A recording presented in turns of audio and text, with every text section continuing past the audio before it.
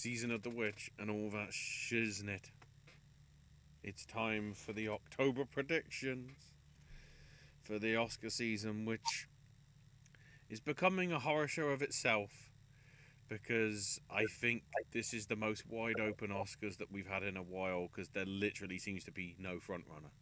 We're going to have to wait probably until like Christmas to then actually establish what's going to actually be a contender. These lists might be complicated, or probably we'll have exactly the same list by some weird coincidence. Anyway, welcome. I'm Ash. He's Owen. He's AJ. We ain't got too much time. I see you in the chat already with your stuff. The one thing I'll mention here quickly from Spencer. October is the month of white noise too. Is it?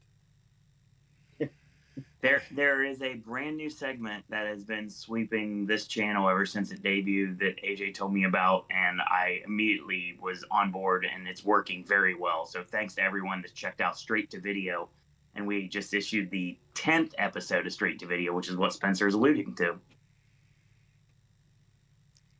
Yeah, but is it the entire month of white noise too? Are we just reviewing it every day? As if it's like Groundhog Day. No, it's Pacific Heights. Yeah. Hostel 3, loved Hostel 3 Descent 2. You should do Sleepaway Camp 2 and 3 and all of the wrong turns.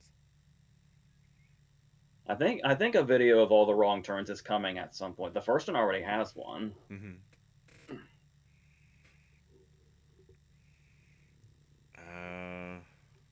All the other stuff seems to pretty much be award related, so. And alluding to that too, it's because AJ doesn't see the messages that are posted by the viewers until they get posted. And I saw one the other day that actually came across mine that asked about reviewing the original Fright Night to go along with the extremely blockbuster bonkers reaction to this one video that came out. There's I did a versus with Salem's Lot like a couple of years ago or something. Yep. So that video is on this channel. Couple of bits, I guess, of, state of the race news / awards things. E with an exclamation mark is going to be hosting the Critics' Choice this year. Unique. Chelsea's back hosting as well. A.D. Bryant is back hosting the Independent Awards. The rumor is that Owen's gonna really hate the Oscars because Deadpool and Wolverine may or may not be hosting. God. And then I guess in more pleasant news, even though it relates to Netflix, we know now that the Life Achievement Award at SAG is going to Jane Fonda.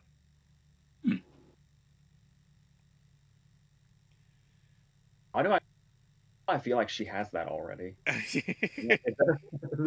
that a false memory, I guess? It's been so long of their... I feel, not that we try and get into politics, but I feel with all her history of political activism and how divisive the current situation is right now, I think that's might be why they're pushing the button. Because it might go all...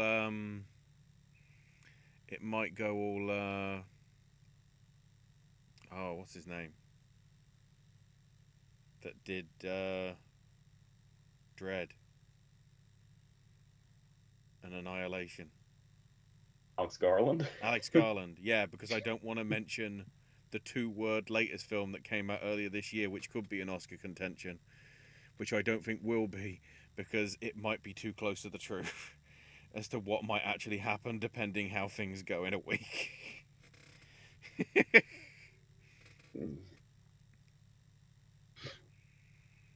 But then again, we've got a vice presidential candidate playing Crazy Taxi on Twitch, so I'll leave you to work out which one it is. But so yeah, that's the only sort of significant award stuff, I guess, that's cropped up. I guess that the one thing that's also gaining momentum, which may explain why it might be appearing Well, to be fair, I think it's been quite a lot in our predictions already, but there's been quite a few audience awards over the past few weeks going to Conclave. It looks as if that is the one that's trying to at least get the earliest momentum out of a lot of them. So we'll see how. And obviously that's just come out for you guys. I think we get it in like a few weeks. I was looking at the list because the BBC did an article of like, here's all the awards contenders. Practically 85% of the list is either Christmas or like within 3 weeks in January. So they're all coming out at the same time. So I'm screwed.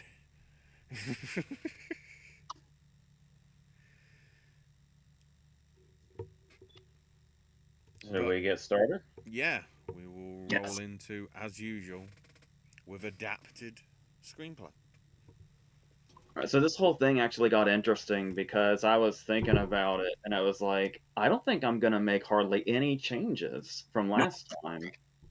But then I kind of thought about it some more. I actually ended up making quite a few changes. Same.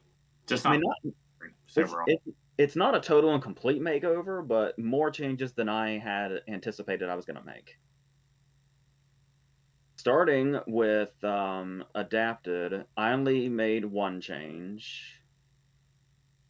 Actually, these may always just be one changes throughout, but regardless, the thing that I took out was a complete unknown. I'm not like jumping completely off a complete unknown or anything, but I'm not sure still. But I went with a choice that I haven't seen the movie that I replaced it with, but I've heard very, very strong reactions about it, and those seem to be carrying over, especially since it just hit digital, to my understanding. So it's being seen by a lot of people. So for adapted, I have Conclave, Queer, The Room Next Door, Sing Sing, and my new addition is The Wild Robot. It used to be pretty common that we got animated movies and screenplay for a little while there, and then that dropped off, I think, after Inside Out. Was that the last one? Right. Sounds about right. So I'm not like, 100% on this, but it feels right now. A lot of what I did this time feels right now, but I totally wouldn't be surprised if I look completely different in November. So that's how these are going to go. So that's what I have for adapted right now. You're not the only one in that boat, AJ, believe me.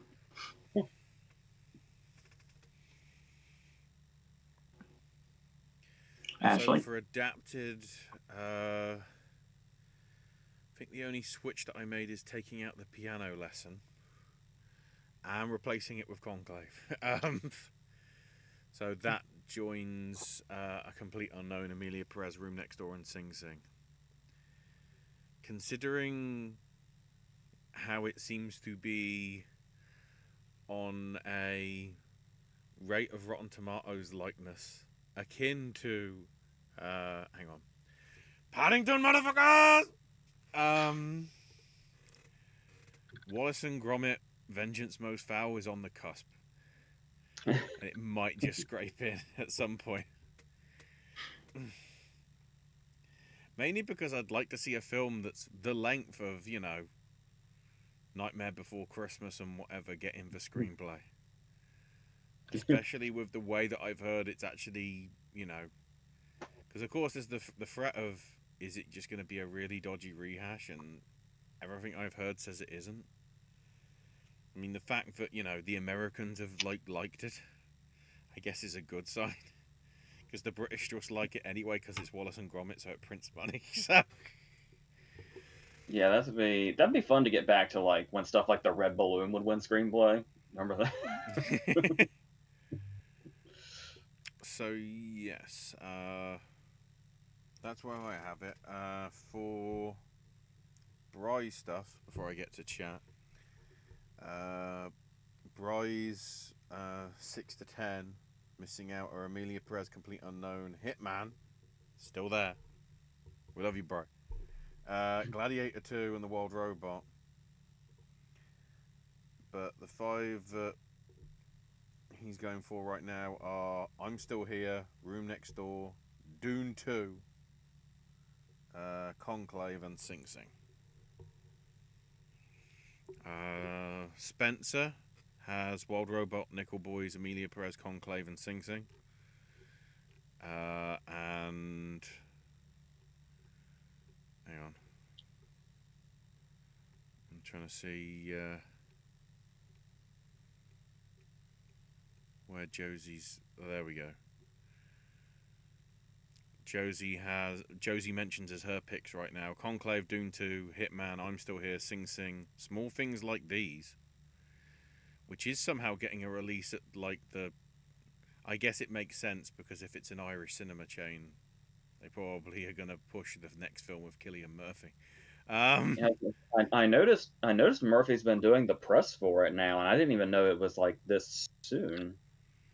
I mean, I've seen the trailer for it. I didn't know when it was coming I didn't out. even know it was coming out. I just looked at the cinema listings that update on Tuesdays for the thing, and it was like, here's this Small Things Like These, and I'm like, well, what's this film? And then I just saw Cillian Murphy's face being the entire post, and I was like, oh, I think we know what we're doing here. Josie also has Touch, Twilight of the Warriors, The Wild Robot, and I guess, because she forgot, Nickel Boys and Nosferatu as well. Some added sort of last minute mentions. Mr. Top Hat's driving during the stream, so is listening but won't be able to comment. And yeah, that's everything from chat. Owen, your rundown. So one of the pieces of information that came across my desk, literally right in front of me, right in front of you right now, is the fact that it's official that Amelia Perez is going adapted. So I had to do some changes.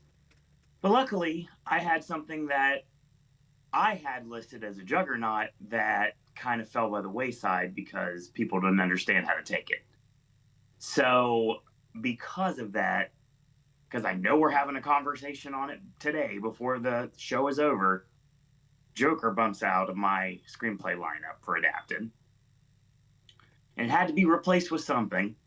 So it makes sense because the category has officially been announced as adapted, so it was just a perfect combination all along. My adapted screenplay lineup is A Complete Unknown, Conclave, Amelia Perez, The Piano Lesson, and Sing Sing. Now, I love the idea of the Wild Robot getting in here, and I truly believe it's very possible at this point. And it's fantastic, and it deserves it if it gets in 100%. However, AJ's commentary on A Complete Unknown makes me think that it's possible that two minds think alike, and it's something I didn't do this time, but it's something I was contemplating doing. The fact that we could live where Complete Unknown only gets maybe a tech or two and Chalamet, and that's it. And I had so much more hope for it just watching the trailers.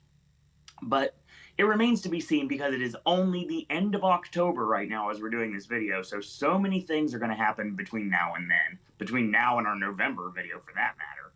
But yeah, I feel very comfortable with my adapted lineup as of right now. And that's all I need to say. I do wonder if I'm underestimating Amelia Perez, because I was saying at the beginning that when something has musical elements, I tend to get apprehensive about screenplay nomination possibility. Right. But so I might regret that, but I guess we'll see next month. Speaking of seeing what we're going to regret, the extremely bloated lineup for Best Original Screenplay.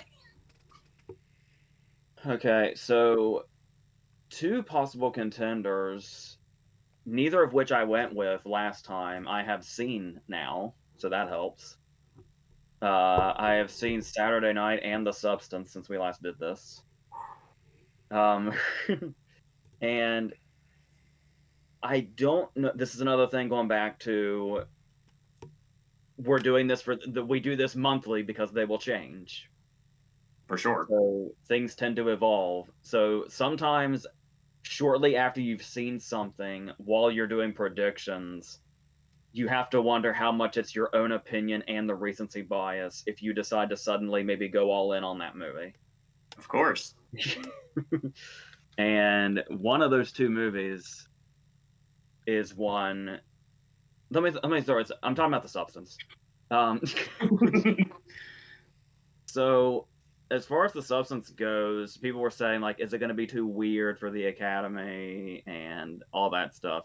And I get it, but ever since the voting body changed and revamped, it's been a lot more open than people have been giving it credit for.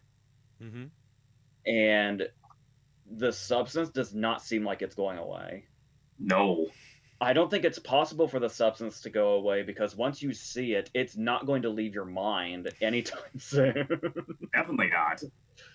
So I would not be surprised. Oh, and we were having this conversation after I saw it. If we might not see it for a while and then the guilds start picking it up.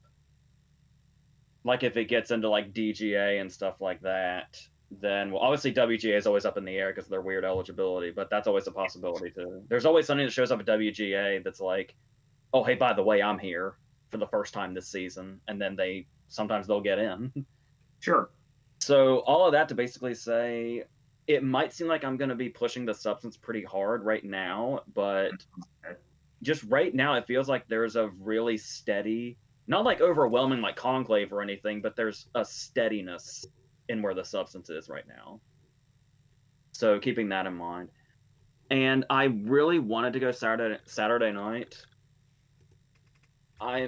It's still in the back of my head too, but I'm also wondering if it might be just a little bit hectic. I was misinformed about something, Owen, that I told you off camera, which was Okay. Dan Aykroyd's feelings on the movie.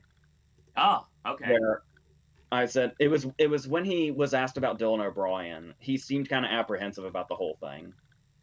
But apparently he has seen the movie and he put out like a big tweet in complete support. He was like crazy about the movie and was talking about how accurate it is and how much he loves Jason Reitman and all that stuff. So he is very much behind the movie. And Dan Aykroyd is a passionate Oscar voter. He has made that clear. So we'll see how much pull he potentially has. So it's the same conversation we had, but on the other end of the coin than we had originally.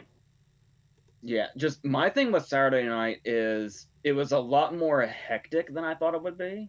Mm-hmm. I was kind of expecting like, a scene by scene, like one strong scene, then another strong scene, and it's just a series of scenes.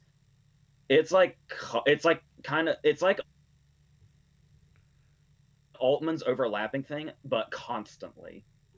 So I'll be curious to see if people take to that or not, because I feel like it could go either way. Mm-hmm. Which is why I didn't go with Saturday night. So when I made room for the substance, Mike Lee and I have a history in these prediction videos. There was the time where I went all in on Mr. Turner and it only did text. And I've been talking about Marianne Jean-Baptiste and Hard Truth in screenplay this season since we started.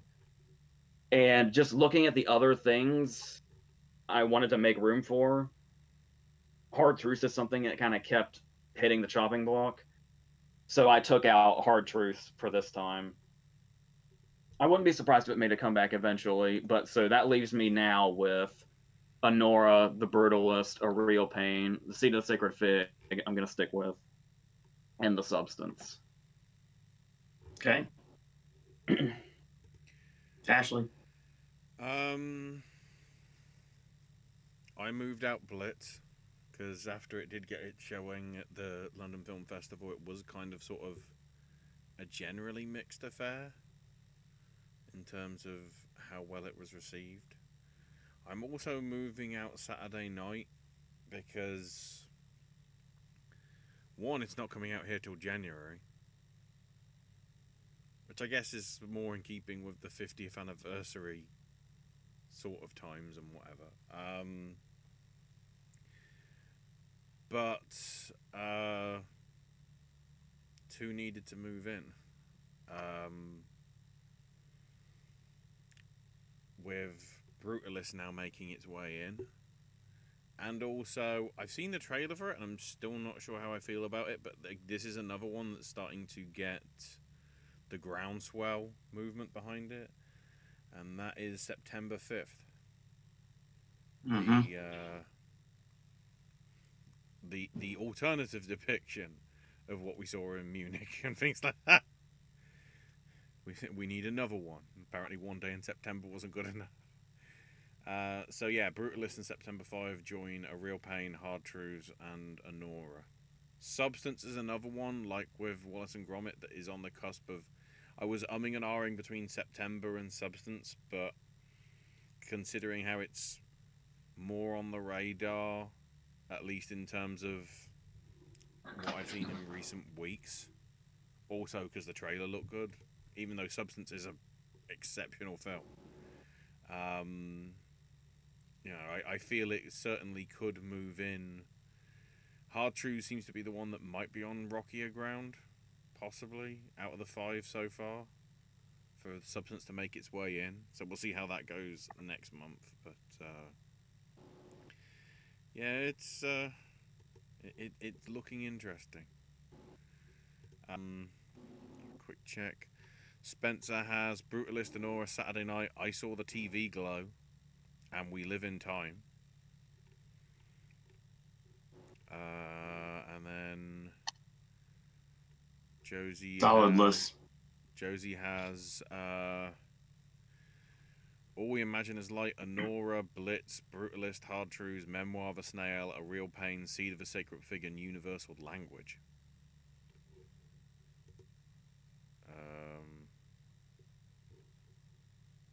Apologies if we're getting drop frames, everybody. I might disable that in case that's affecting it. No, numbers are still switching about, but I'll try and fix it, you know, in post. Well, not in post. So Bry's picks, the just missing out picks are Saturday night. DD, I think it is. Juror number 2, Substance, and September 5th. But the 5 that make it in are Baby Girl, Challenges, Real Pain, Brutalist, and Anora.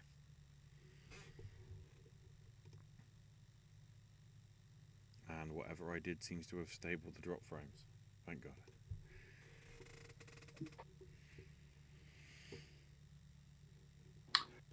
All right. Well, as I alluded to earlier, with the category placement solidified, I had one more spot.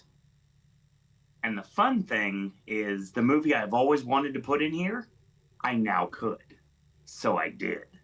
And I'm very happy with that. Now, A Real Pain is interesting for me because I know I'm getting ahead of myself, and you'll see it a lot more as we pop up, spoiler alert. But at the end of the day, the more I see about A Real Pain, the more I feel comfortable with its inclusion in any of these categories. The only person I'm not necessarily sold on is Eisenberg, and that's only because there's a good possibility that there's way too many contenders. That's like me not saying anything about like The Seed of Sacred Fig or Gladiator 2 or other movies that a lot of people are putting stake in that I don't have anything in whatsoever. Like AJ said, just keep it right now to know that it's a month, and next month may change. But that's the only thing that did change. My original screenplay lineup continues to be Anora, The Brutalist, A Real Pain, and Saturday Night and The Substance. Just like nature intended.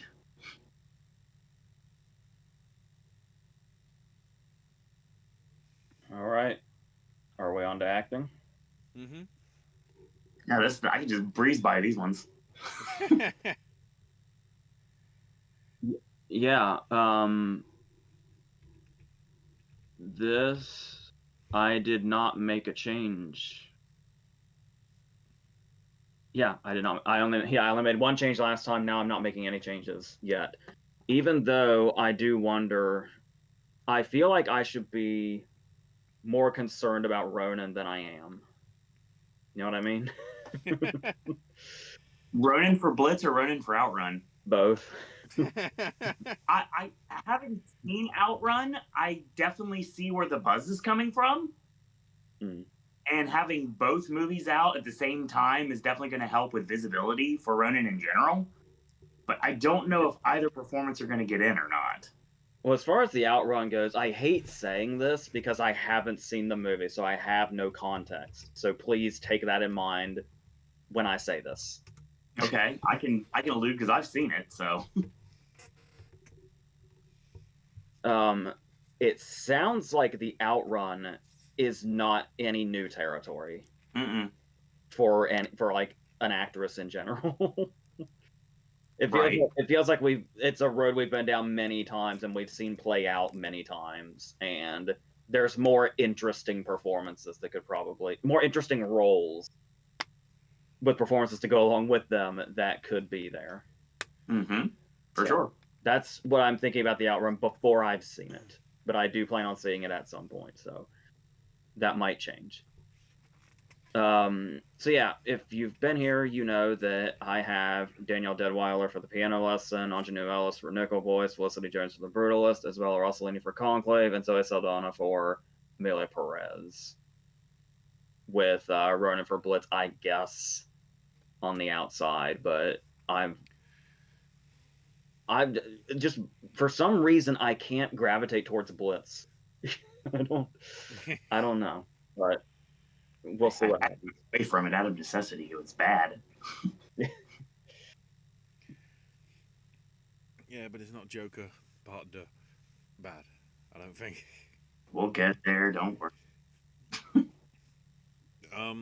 Yeah, same for me. As in, I also have no changes. I still have Daniel Deadweiler for piano lessons, Selena Gomez for Amelia Perez, Felicity Jones for Brutalist, Saoirse Ronan for Blitz, and Zoe Saldana for Amelia Perez. Rossellini's obviously moved up into the sort of just missing out range because of the momentum that's getting. For Bry's picks, the just missing out are Leonie Benesh for September 5. Is it September 5, September 5th? I can't wait till we get clarification of what I can actually describe it as. Margaret Qualley for The Substance, Monica Barbaro for Complete Unknown, Joan Chen for Dee Dee, and Toni Collette for Juror Number 2.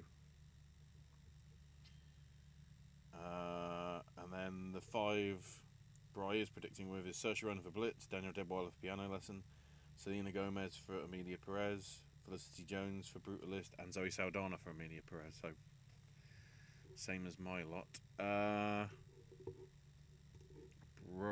Spencer in chat has Joan Chen for DD, Felicity Jones for Brutalist, Margaret Qualley for The Substance, Daniel Deadweiler for Piano Lesson, and Leonie Benesh for September 5th.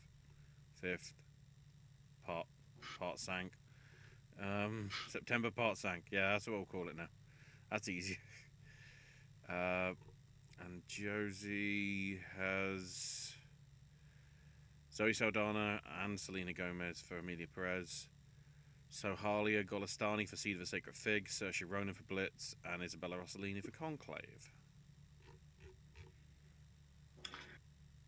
So as these months progress, we lose track of people that we have put in from the beginning, and all the way to the end, we see exactly how everything goes. It's fun being able to check back every month to see if you changed your mind. And me especially, given the year that was 2024, and given things, I would love more than anything to be able to run Margaret Qualley this year. I really would. I've enjoyed everything she's done this year. I've loved everything she's done this year. Her performance, not necessarily the movies per se, but I've enjoyed them. And she is definitely on the cusp here. But I truly believe at this point that just like AJ, there was no reason to change anything. So my best supporting actress lineup continues to be Danielle Deadweiler for The Piano Lesson, Selena Gomez and Zoe Saldana for Amelia Perez, Felicity Jones for The Brutalist, and Isabella Rossellini for Conclave. Going heavy on Conclave, I feel like, is going to benefit me in the end. I guess we'll see if I'm correct or not. I did notice something interesting, which I guess we'll be able to clarify on when we get to be able to watch the thing. Bride in chat is mentioning, you mean Zoe Saldana in her lead performance in Amelia Perez. Oh, great. The category fraud's back. Sorry, she don't have room in leading right now, my friend. It's not going to be an option. We've already got someone in Amelia Perez in the leading option. Yeah. I'm not going to deviate until I have to. All right. We on to supporting actor? Speaking of not deviating, AJ, go ahead. Okay. Well, it's very interesting that I was saying Harris Dickinson for a while, the first couple of times. Now I was like, we'll wait and see if Baby Girl gets on people's radars or not. Well, Baby Girl seems to kind of... People are finally noticing that it exists. Yes. So funny enough, this is when I decide, you know what? I think I'm going to set Harris Dickinson aside this time. Because there's a lot of options coming in for this category now. For sure. Again, I only dropped him. I only made one change. I kept the other 4. But Guy Pearce is hanging out here quite a bit. Somebody who you would think is a nominee by this point and isn't, in a movie that looks like it's going to do really well. All signs point to him. People are really jumping on this Denzel thing lately. I've seen it a ton. I'm still waiting to see how Gladiator 2 turns out, because I do not trust Ridley Scott right now. As you shouldn't. I know people think, Denzel is a Streep scenario because he got in for Roman J. Israel Esquire, but that's true. I feel like that's really the thing that people are focusing on when they're like, Denzel gets in for everything. But that was obviously, that's also when Franco got dropped. He's taking my material. We'll never quite know if he was always going to get in for Roman J. Israel Esquire or not. But even though he is great in that movie, as he always is, because he's fucking Denzel. So I get the sentiment of thinking, and it's like a supporting role. Is he a villain role? Is that the vibe we're getting? Because that would be awesome. Yeah, that's 100% the vibe I'm getting from the 3 trailers I've now seen of Gladiator 2. All different than the first. So what it's going to come down to is when I see Gladiator 2, I'm probably going to want him in, personally. Yep. But that's not the direction I'm going prediction-wise. Nope. Right now. So taking Harrison Dickinson out. So who I already have is Kieran Culkin for Real Pain, Samuel Jackson for The Piano Lesson, Clarence Macklin for Sing Sing, and Stanley Tucci for Conclave. My 5th person is somebody that has been getting a lot of industry respect, that's been growing and growing and growing. And I feel like Owen knows where I'm going. You're doing something I wanted to do and I couldn't. And even though this movie doesn't seem to be making a massive splash, any time this person's performance has come up, it's a glowing response. People are having very strong reactions to this performance. So I'm going to throw him in right now. I'm going to say Jeremy Strong for The Apprentice. Yes! I support this decision 100%. I really feel like I could totally see, if not the Globe, SAG starting this off. I'd love this. So we'll see what happens with that. But every time Jeremy Strong's performance in The Apprentice has come up, people are going crazy for it. He is awesome in The Apprentice. Oh my god, he is absolutely awesome in the movie. I'm guessing it's obviously the way of the character, and that he basically sounds more like Trump than Trump does in the film, because Trump's still getting to grips with the language. Weirdly enough, Ashley, you're not wrong on that statement. No. He does sound a lot more like Trump in the actual movie. But I think that's the idea, because Donald's still trying to find his feet and basically realizes, why don't I copy his style of voice? So by the end, you get more of akin to what we know as Donald and whatever. Strong has to do a lot, too. His character has to go through, basically the gamut of emotion and from the beginning to the end, and he is just ruthless as can be, but he's also very heartbreaking. And he is just, his presence when he's on screen is just unbelievable. I'm glad I got to see The Apprentice because I have a feeling it's not going to last in theaters very long. That I think is ironic because when I thought it was And just getting obviously released over here as sort of like a thing just to fill in the screen for sort of 1 week, is about to be on its 4th week over here. Oh, it's about to leave here, but and I guess And Studio Canal probably has more freedom to be able to get it out here than with you guys. Sure. So. And I'd be remiss if I didn't mention, if this is the case, supporting actor is going to be really good to the Succession cast. Oh yeah, for sure. Funny you mentioned that, because I've taken out Stephen Graham for Blitz and put in Kieran Culkin for A Real Pain. Yeah.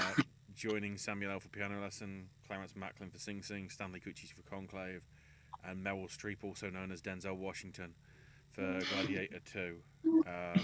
Yeah, now looking into it, the fact that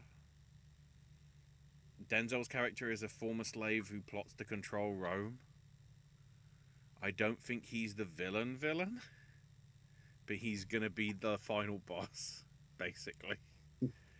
He is the last once he's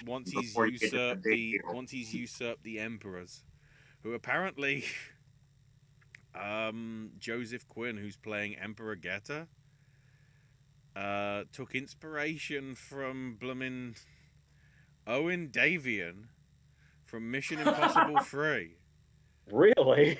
Along with John Baptiste Emmanuel Zorg Wow. from The Fifth Element.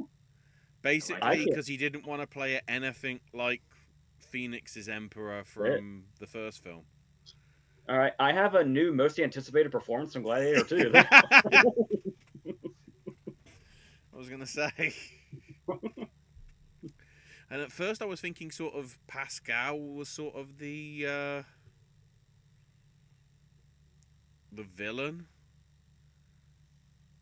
But it's sort of hard to tell because it appears as if sort of he's sort of got into the same way that Mescal's, Lucius has sort of been dragged into having to do gladiator fights. So I wouldn't be surprised if sort of he became Jaws in Moonraker and turned good at some point.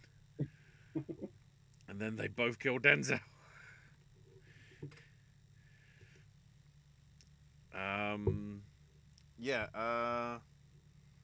Bry's predictions on the Just Missing Out list.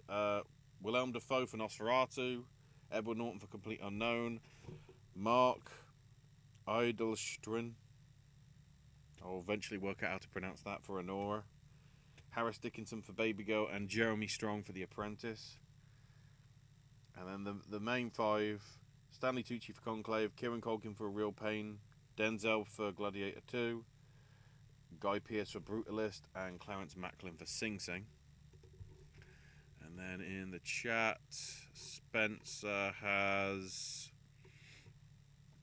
Guy Pearce for Brutalist, Mark Odelstein for Honora, Denzel for Gladiator 2, Samuel L. Jackson for Piano Lesson, and Clarence Macklin for Sing Sing.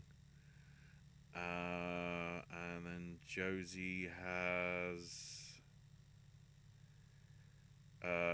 Yuri Borisov for Honora. Oh, the other one.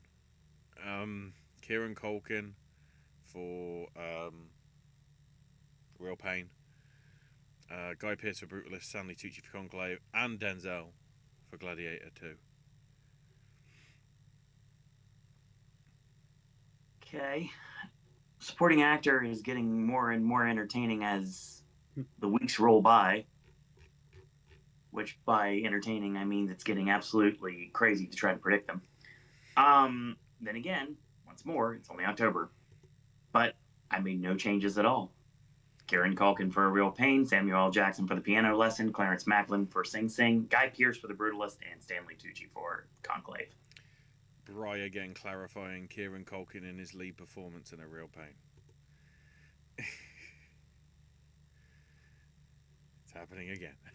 Sometimes category fraud can work to our advantage. but also sometimes it can work to our disadvantage. So I guess we'll see what happens. Okay, actress. Yes. Lead actress, yeah. All right, I've mostly talked about actress already. Yeah. Because you know I don't have Ronan, and you know I don't have Marion Jean-Baptiste now. And you know the movie I'm going all in on. So if you knew my 5 beforehand, you can probably guess what they are now. There's only one change, because Marion Jean-Baptiste is the only one I actually still had in. Mm-hmm.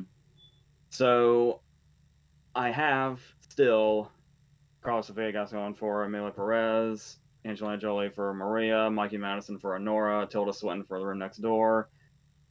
And yeah, I'm gonna try the Demi Moore thing, because I wasn't sure at first, because in many ways she's very much sharing the movie with Quali. Oh yeah. Like, there are decently sized sections without her. Mm-hmm. But I think that's canceled out by how much she's on screen. Like, her presence on screen when she's there, I think makes up for that lost time. I don't think I was telling a friend this week, I don't think I've ever seen Demi Moore this alive on screen. No. Like, I'm gonna be perfectly honest with you, I don't think I knew she was capable of this. And I think that's something that really stands out. Like, maybe G.I. Jane is the closest she's gotten to a performance this hardcore, and that might be it. But yeah, that's, and the fact that I don't know what's saying too much and what isn't. She's gotta work through a lot of prosthetics at times, That's a good way to put it. and that's when she's like really on fire too. So that's like I've made this is a weird comparison, but I've talked about Jim Carrey's performance in The Grinch. And it's like, look at how insanely lively and out of control that performance is. That's an actor that feels like he's buried alive in makeup. That's an actor that's basically suffocating. And that's a performance that they can give.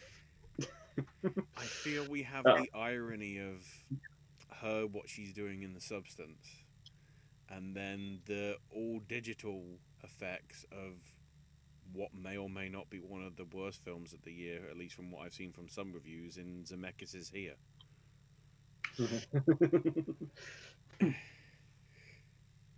Yeah, I was a little concerned about the screen time, but as soon as she would come back, it's like, this could happen.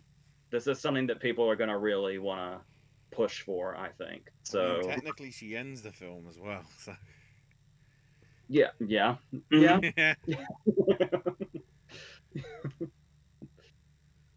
some shape or form.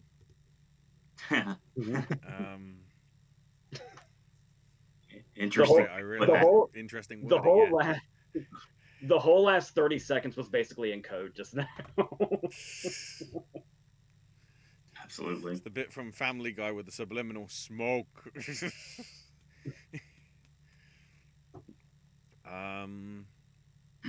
yeah, I've moved out Tilda Swinton and Marianne Jean-Baptiste.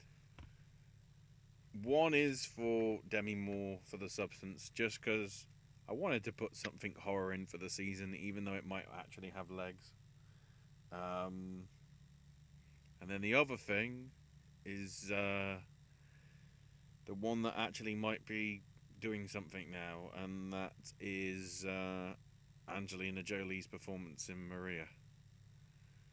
That might be, I guess, playing people in the last flings of their career is the thing to do now. Thanks, Renee Zellweger. You ruined it. So I have Carla Sofia Gasson for Amelia Perez, Angelina Jolie for Maria, Mikey Madison for Honora, Demi Moore for The Substance, and Saoirse Ronan for The Outrun. Yeah, she's somehow still there. That's where Tilda might come in on, or Marianne again. So we'll see. In terms of Bry stuff, the just missing out are Julianne Moore for Room Next Door, Nicole Kidman for Baby Girl, Fernando Torres for I'm Still Here, Demi Moore for The Substance, and Tilda Swinton for The Room Next Door.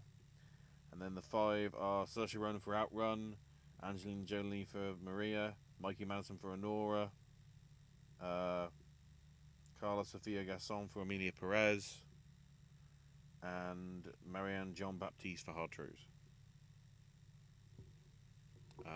Then to chat, Spencer for actress has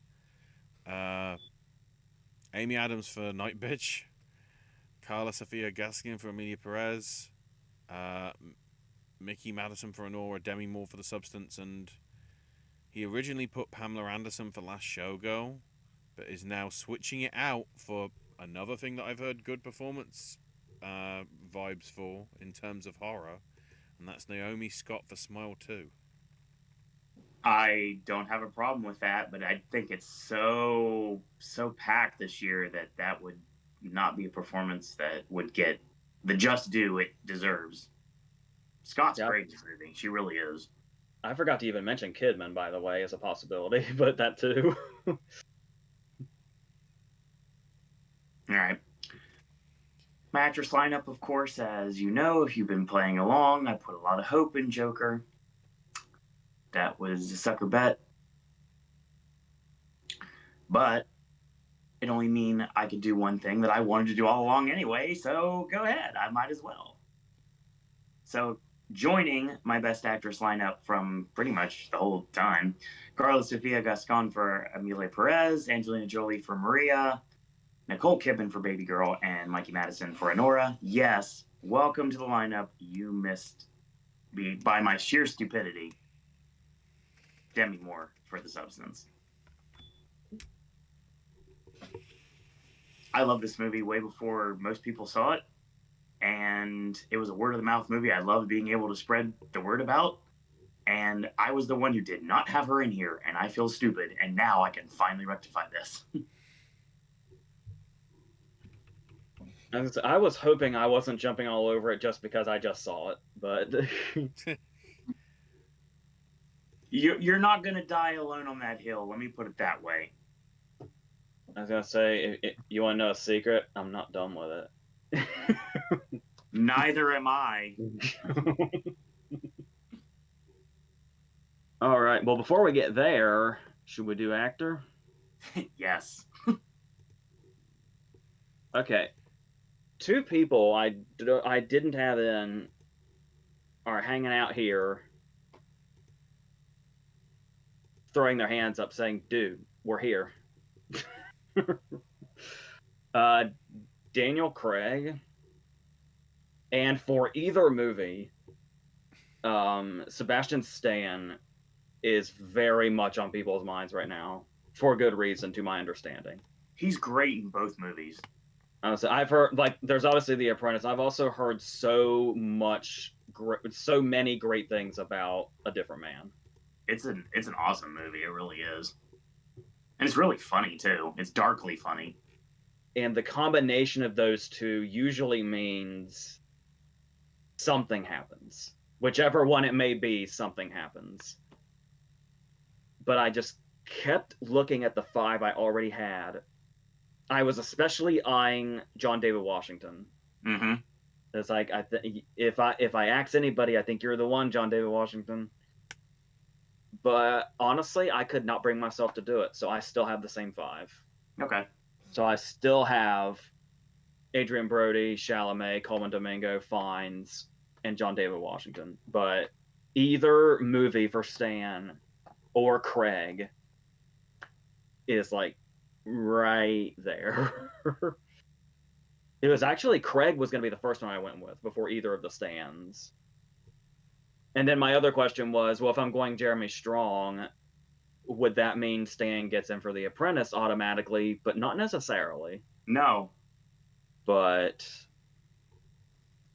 yeah, it's I'm really I feel like there's somebody I'm forgetting, but I also feel like it's really these 7. 8 if you include Stan's 2 movies. So, yeah, but I'm going to stick with my 5, even though I may have regrets. But, yeah. I know a lot of people probably aren't with me on the John David Washington thing, but I'm being serious. If he crushes our role like this, we'll see. It's fair.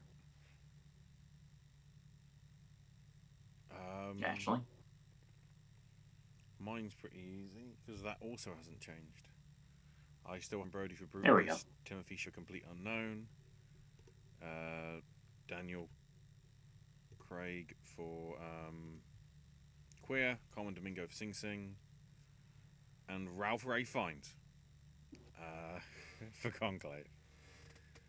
Mescal is sort of beginning to show up, possibly as I'm seeing him contender at to a get lot of in places. here. I guess because people feel sorry for After Sun and everything. Why he didn't get more recognition. Secretly, I know why AJ is excited to see a different man. Because it's Michael Shannon playing Michael Shannon. It is. It really Yep. is. Jan playing himself. It's great. I feel like eventually it's it's not just going to be sort of the speaking bluntly. There'll be some sort of Michael Shannon like ongoing retrospective at some point on the channel, if that isn't technically already. I wrote a script with him in mind for the lead role. If he's listening, I'll gladly do a retrospective on you.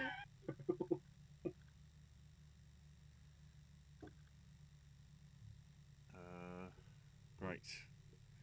As I get Bry's video to. I thought we were frozen. Ashley was just really still for a second there.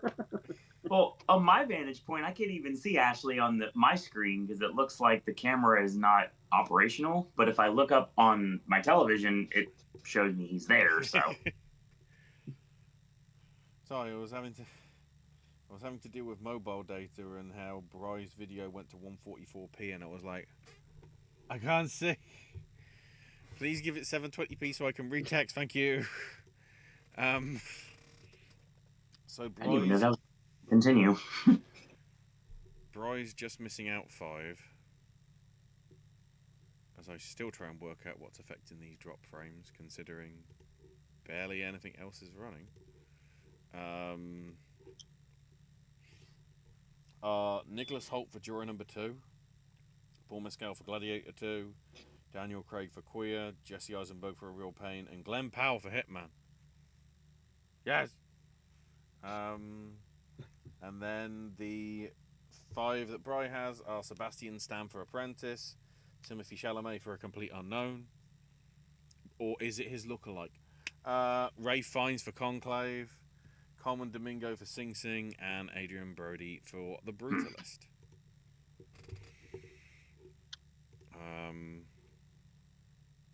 Great, I shut everything and we still get drop frames. What? Don't want to reset my internet. Oh. We'll try and drag through as I try and work out what it is that's causing it to go haywire. Let me have a quick check. Spencer for actor has Mescal for Gladiator 2, Common Domingo for Sing Sing, Chalamet for A Complete Unknown, Josh Hartnett for Trap. I can see that, possibly. Nice. Never gonna happen, but nice. And Sebastian Stan for The Apprentice. Josie has Adrian Brody for Brutalist, Jesse Eisenberg for A Real Pain, Ray Fiennes for Conclave, Paul Mescal for Gladiator 2, and Misag Zara for where is it? Seed of a Sacred Fig.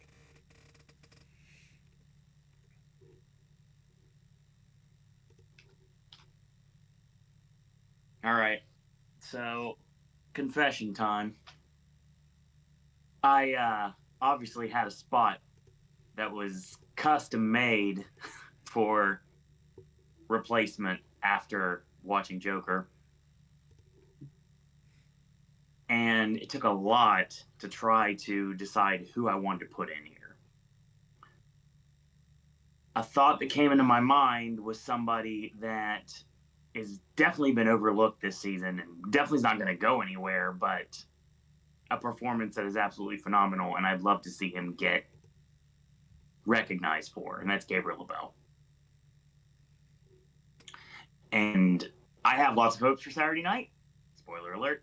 But there's too many people this year. Too many like performances that are stand out that haven't even been seen yet.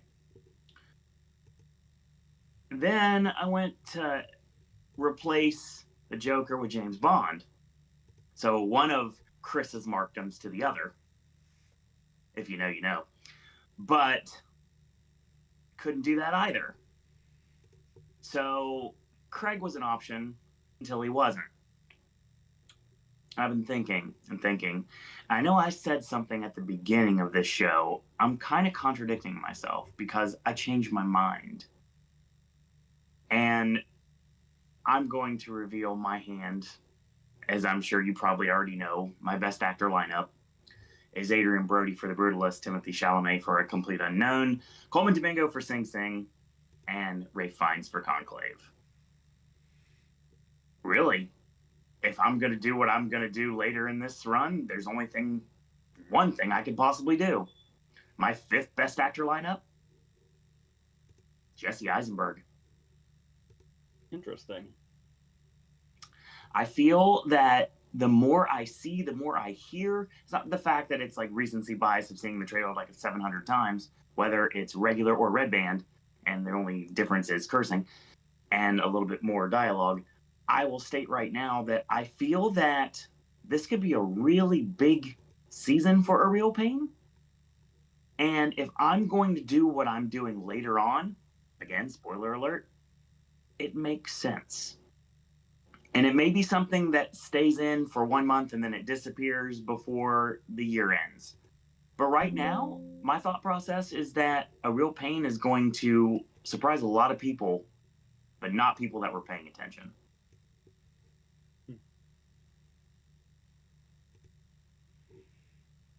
All right, director.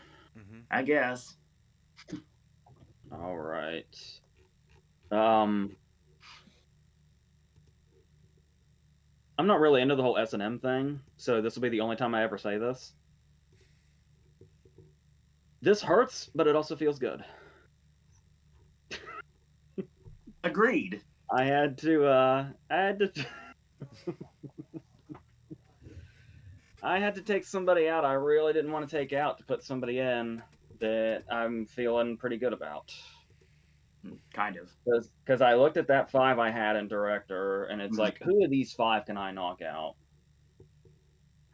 The first person I looked at was Edward Berger, but I mean, Conclave's in such a place right now. I feel like it'd be such a bad move to do that. And I was on Berger from the beginning because of the Aqua and Western Front snub. It's like, yeah, that alone you would think would be it, because him not getting in for Aqua and Western Front is still fucking insane. Agreed. It's insane to think that happened, or didn't happen for that matter. But then again, we were also saying that about Villeneuve. Obviously Villeneuve got in for Arrival, but his snub for Dune Part 1 is still should never have happened. It just shouldn't have happened. So the only reason I do this, and I hope anybody here knows how painful this is, because Villeneuve has a very passionate fan base, and I want them to know especially. I wouldn't do this unless I really felt strongly about this other person right now. And basically, the only thing that pushed me in that direction was so many things in director right now are experiencing momentum right now. And right. Dune was like 7 months ago, which having an early release date is not the problem it used to be. we're getting, it's like stuff from all year round is always getting nominated now, which is fantastic. But if you're asking me to choose between these 6 people, the only thing I can do is take out the person people aren't passionately talking about right now, which is unfortunate. So taking Villeneuve out, the people that stay are Jacques Audiard for Emilia Perez, Baker for Honora, try making something original, Edward Berger for Conclave, and Brady Corbett for The Brutalist. So, obviously, the person that I really wanted to put here, here's the thing. You talk about this move we've had towards women directors getting in. And since they started that, it has been consistent. Mm-hmm.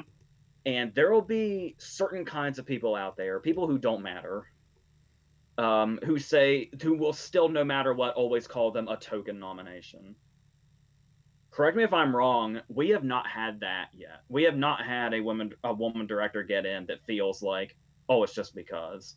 Women directors have been putting out fucking bangers the last few years. Agreed. Some of my favorite movies of the year. And one person in particular is Coralie Fargeau for The Substance. Because that movie... what is that movie without its director? Right. That I was talking about how alive Demi Moore is on screen.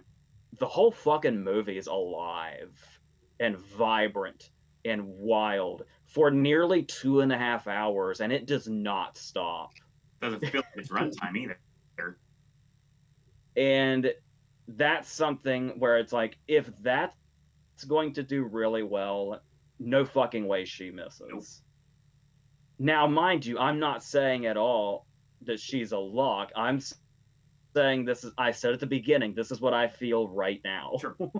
And this is where The Substance is with momentum right now. And like I said, if we're really pushing to keep in a woman director getting in at some point for something, like I said, we had 3 women directors should have gotten in last year.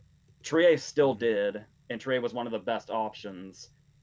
So it's like there's no problem with they don't have to force keeping that momentum for women directors getting in. They're right there, and their work is right there. So if there's going to be a woman director that gets in this year, I think she's the first one. She has to be. So that's what I'm doing. That's why I had to drop Villeneuve, as painful as that was. But I just look at those other 4, and that's the choice I have to make. So that's where I'm at with director right now. I'm hoping the phrase woman director sounds good, because female director didn't sound right coming out. I don't know, but it's all respect. Ashley. So I've taken out Steve McQueen and taken out Denis Villeneuve, because apparently I hate the alphabet, because I have Pedro Almodovar for The Room Next Door, Jack Audiard for Emilia Perez, Sean Baker for Honora, Edward Berger for Conclave, and Bradley Corbet for The Brutalist. No other letters exist of surnames. Only A, B, and C. It's easy as 1, 2, 3 as somebody said. Can't remember who. Maybe it was a Timothée Chalamet lookalike.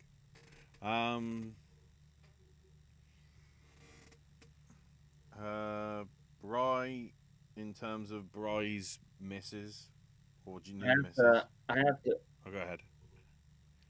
I have to interrupt for just a second. Is it Corbet? I've been saying Corbett since Funny Game. I mean, I'm just going. Is it? Hang on.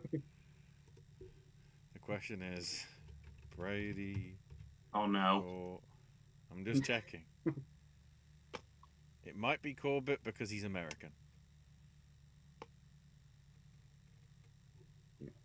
That makes more sense. Although I don't know what that means. I just want to make sure before we go. If we're gonna be saying his name the whole season, I need to know. Accurate. Very much accurate. Come on. Come on.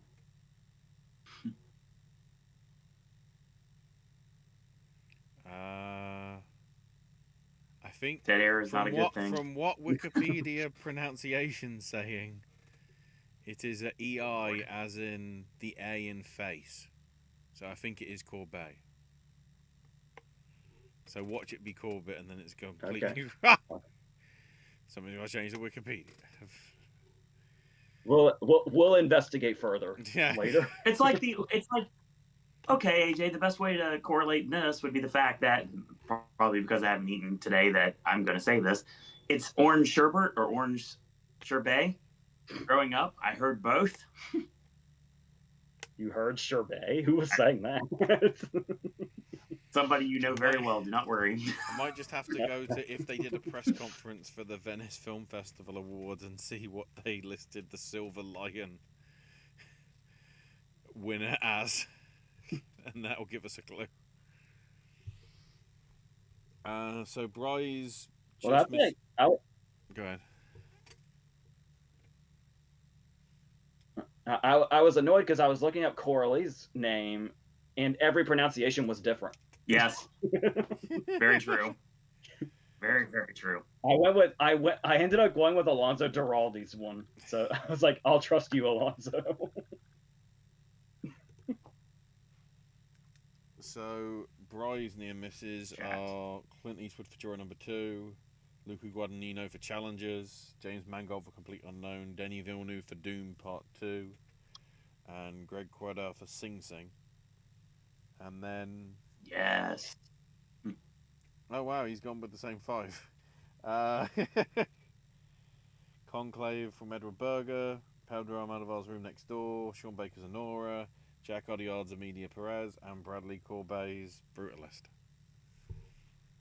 I lost some of the chat from the very start that hopefully Owen has got backup of while I tried to fix the stream drop frames, which didn't help, so we'll ride with it. What is the first thing you have? What are you missing? Josie's horror screenplay stuff. It's not that much before it. I got that. It's fine. Just give me the Iggy whenever I need to say that later. Take it home. So Spencer's director is... Oh, we're not naming names here. We're just films. Substance, Smile 2, Trap. Want to give Shyamalan a nomination? Okay. Honora and the Brutalist. Josie has Sean Baker, Bradley Corbet, Coralie Farge, Payal Kapadia, which I think is Sacred Fig, and Walter Salas, which is I'm Still Here. Oh, and then also no. Which one's Payal Kapadia? Because I saw Mohammed Rasulov's name, and that's Seed of a Sacred Fig. Oh, Papal Kapadia for All We Imagine as Light. Get that right. And then Ridley Scott for Gladiator Part 2. Okay. All right. So everyone knows I had to replace my 5th director lineup participant because I still had Todd Phillips in here. And I had to do something I didn't want to do and something I really wanted to do in the same category. So Jacques Audiard for Emilia Perez, Edward Berger for Conclave, and Brady Corbet for The Brutalist. Replacing Todd Phillips. Yeah, just Baker. Whatever. Don't care. The thing I didn't want to do, and the thing I did want to do, I had to replace James Mangold. Now, I don't necessarily think that he has much of a chance, but it still could happen depending on how people take to A Complete Unknown.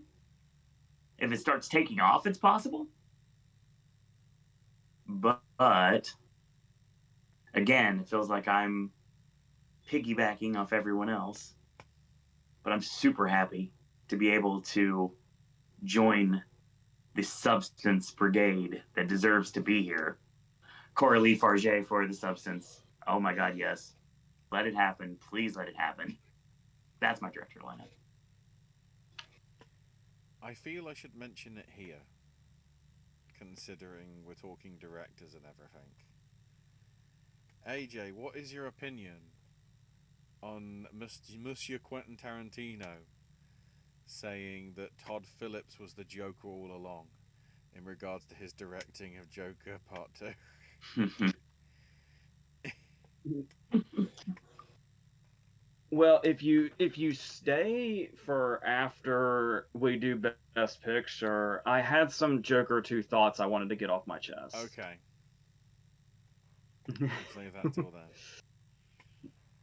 I just feel like Quentin Tarantino sort of hinting that Todd Phillips sabotaged it and went full Joker is kind of beautifully ironic from somebody as offbeat as he can be. But anyway, to the test. It's the real life. It's the fully realized version of the scene in Fight Club, but as an actual movie.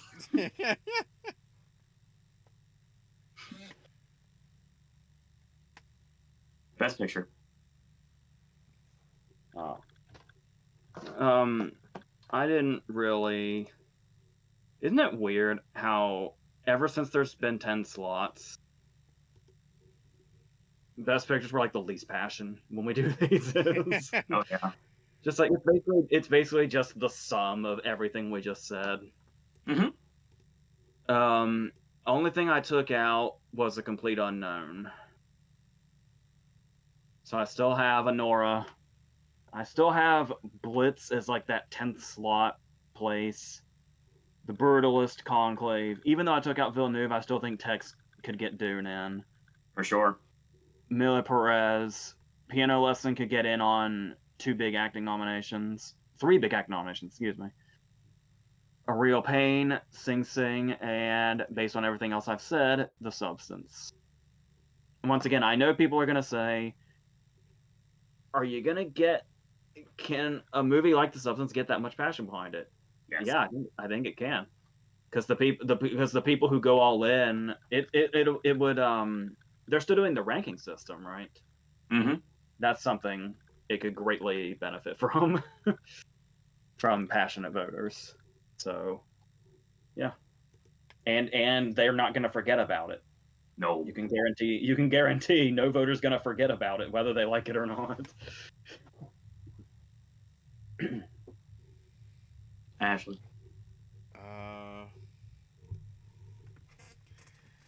The only one that moves out this time is Blitz. So joining Anora, The Brutalist, Complete Unknown, Conclave, Doom Part 2, Amelia Perez, Piano Lesson, Room Next Door, and Sing Sing is The Substance. Which will probably become Gladiator 2 by the end of the month, maybe, depending how good or bad that film is. Considering how people already saw it, but they went heavy embargo on it. I didn't even see any sort of like buzz from social media as to whether it's any good. Heavy embargo is usually a bad sign. Well, that being said, at least it came out sort of. It got shown to like various people sort of like a week or 2 ago. It's not doing a Juror number 2 where it's basically premiering the week before. Same with Venom. And because also, not is it just only generally a bad sign, but for a movie like Gladiator 2 that has so much negativity around its existence, of people saying we don't need this, why does this exist? You'd think if they were overwhelmingly positive, they'd want that out as soon as possible to change people's minds. But so that makes the embargo even more suspicious. I mean, the okay, so they have what somebody said that it's Scott's best since The Martian. Critics apparently sort of praising, I guess, some of the set pieces and everything, but a few of them apparently. Hang on, trying to look at the. So the earlier reactions, some of them said it lacked an emotional punch compared to the original. So they have come out. It's just I never saw them trending. I guess that might be the problem. It never sort of gained any traction and whatever. We'll have to Not wait to until mention, the full-on thing. as somebody that thinks The Martian is a near masterpiece, saying Ridley Scott's best since The Martian is not a high bar. I'm also confused now as to why these film companies are trying to get into pro wrestling. The only reason I mention that is Tom Hardy showed up randomly for a CMLL show to promote Venom. That's correct. And then the last New Japan show, where we got a British World Champion again, was technically part sponsored by Gladiator 2. That's also. And then Impact has some really dodgy. It shouldn't even be straight to streaming. It should be straight to, landfill thing that they showed in the promotion for the show that they had this past week. So I can't wait to see what other sort of blockbuster style films are going to show up on AEW or WWE in upcoming weeks, because apparently that's the new thing.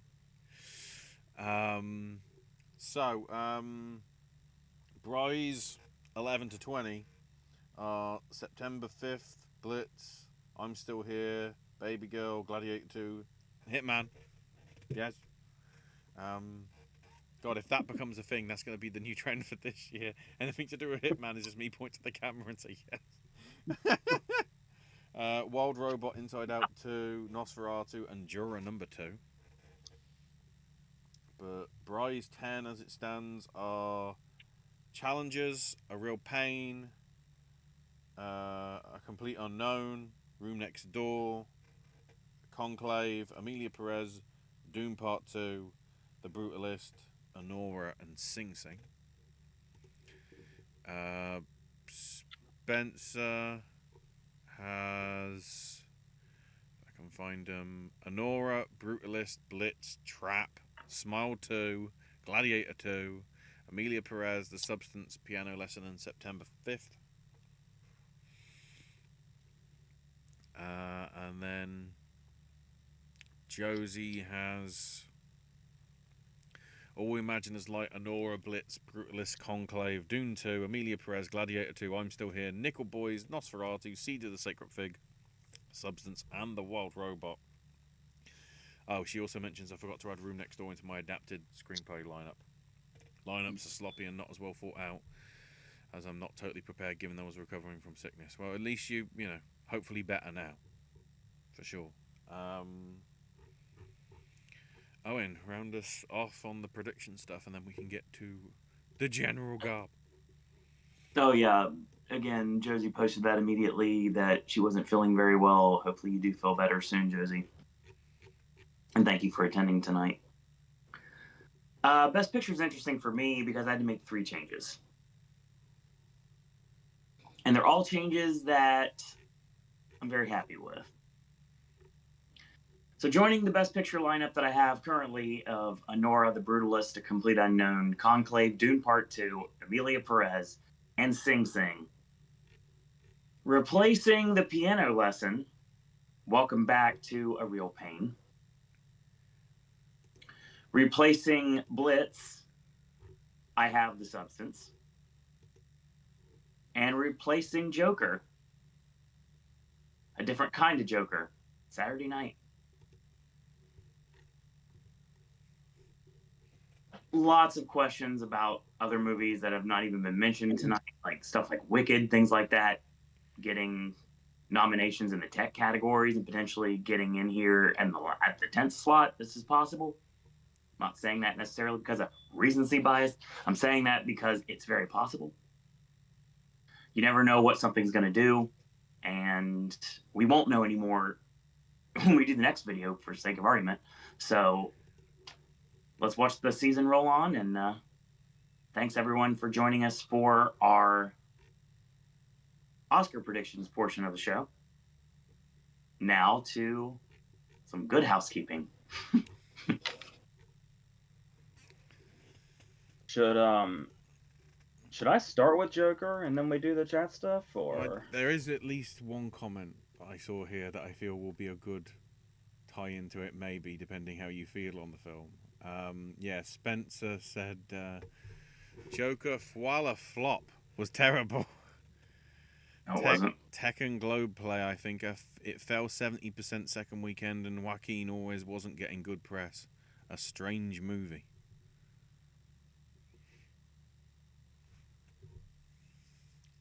Go ahead. okay, for those who like are still here and want to hear this for whatever reason, it's probably gonna be kind of spoilery. I don't know if that's a problem. I feel like everybody Yes. knows the ending at this point. Even people who haven't seen it, I feel like know the ending at this point because people are that upset. I had a lot of advantages going into Joker 2 that other people didn't. I feel like. Right. Because, well, here, let me start off by saying that when the first movie in 2019 made my top 10 of the year, I had said it was mainly because the last half hour from when he kills Randall in the apartment to the end credits. That whole section is some of the most cinematic shit we've seen in some time. For sure. And that's what you leave, and that's like a whole, you don't feel it because the first hour and a half is such a bleak sort of slog, not necessarily in a negative sense, just it really beats you down. That first hour and a half,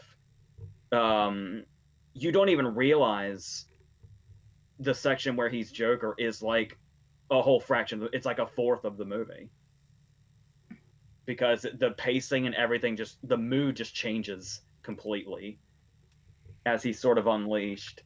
So I understand if people wanted a sequel to be 2 hours of that.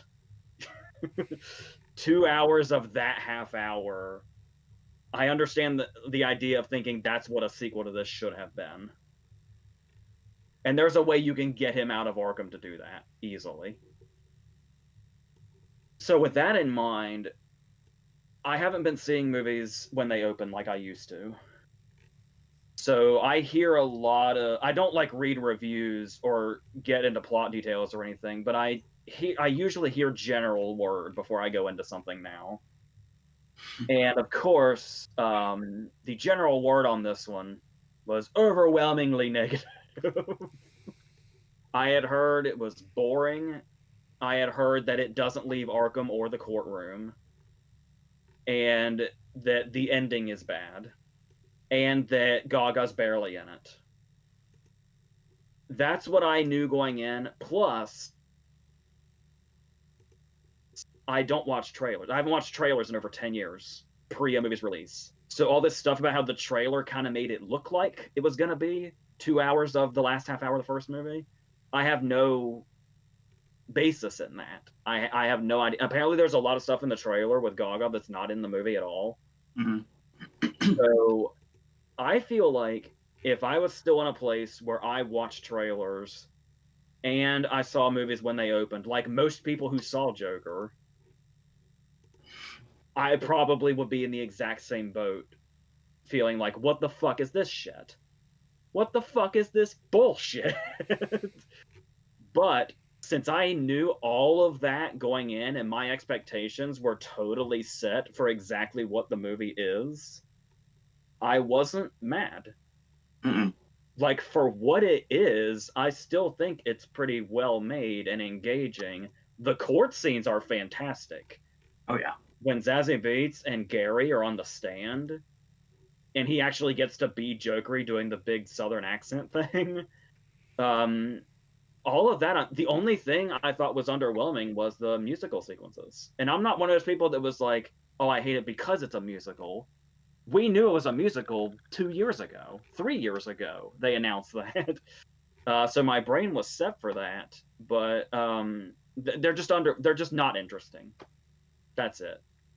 But everything else, I was kind of fine with because I was ready for it, I think.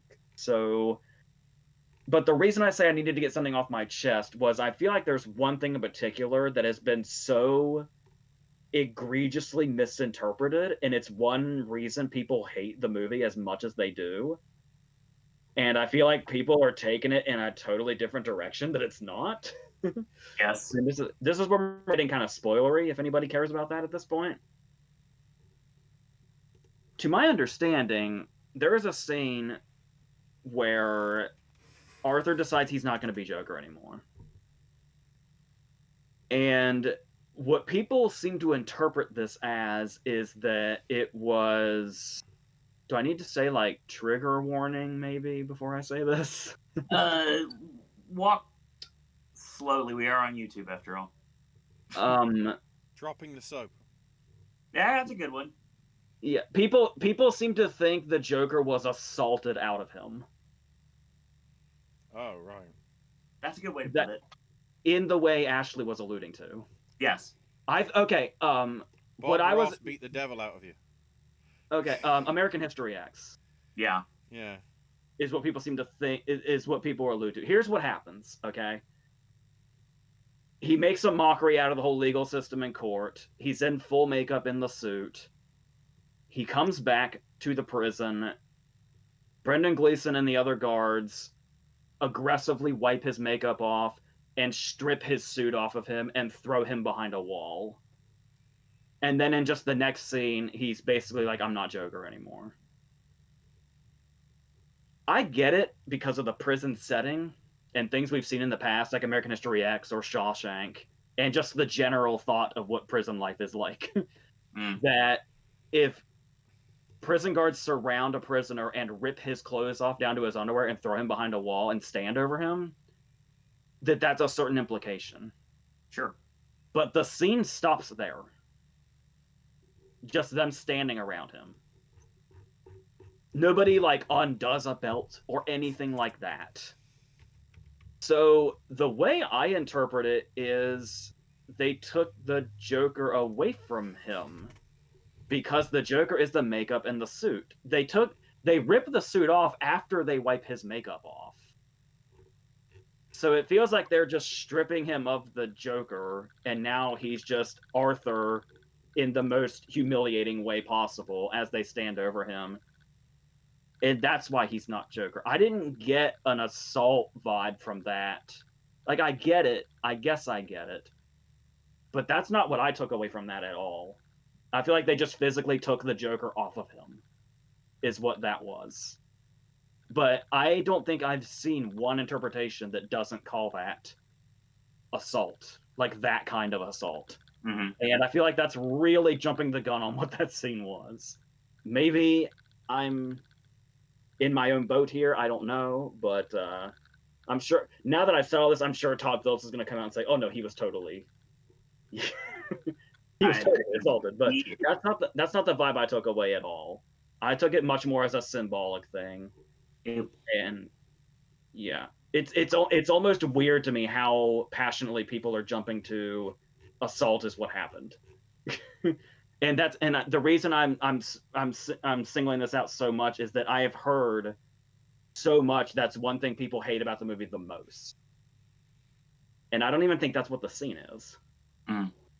So I just wanted to get that out there. Yeah, I don't even like the very end is whatever.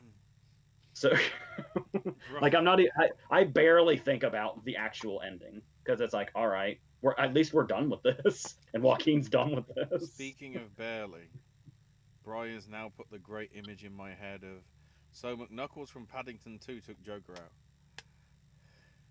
out. He came in with the assist, at least.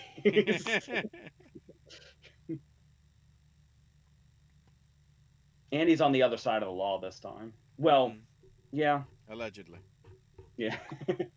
Depending. Yeah. All he needed was an orange marmalade sandwich, and we might still have Joker, but oh well. Yeah. Damn you, Peru!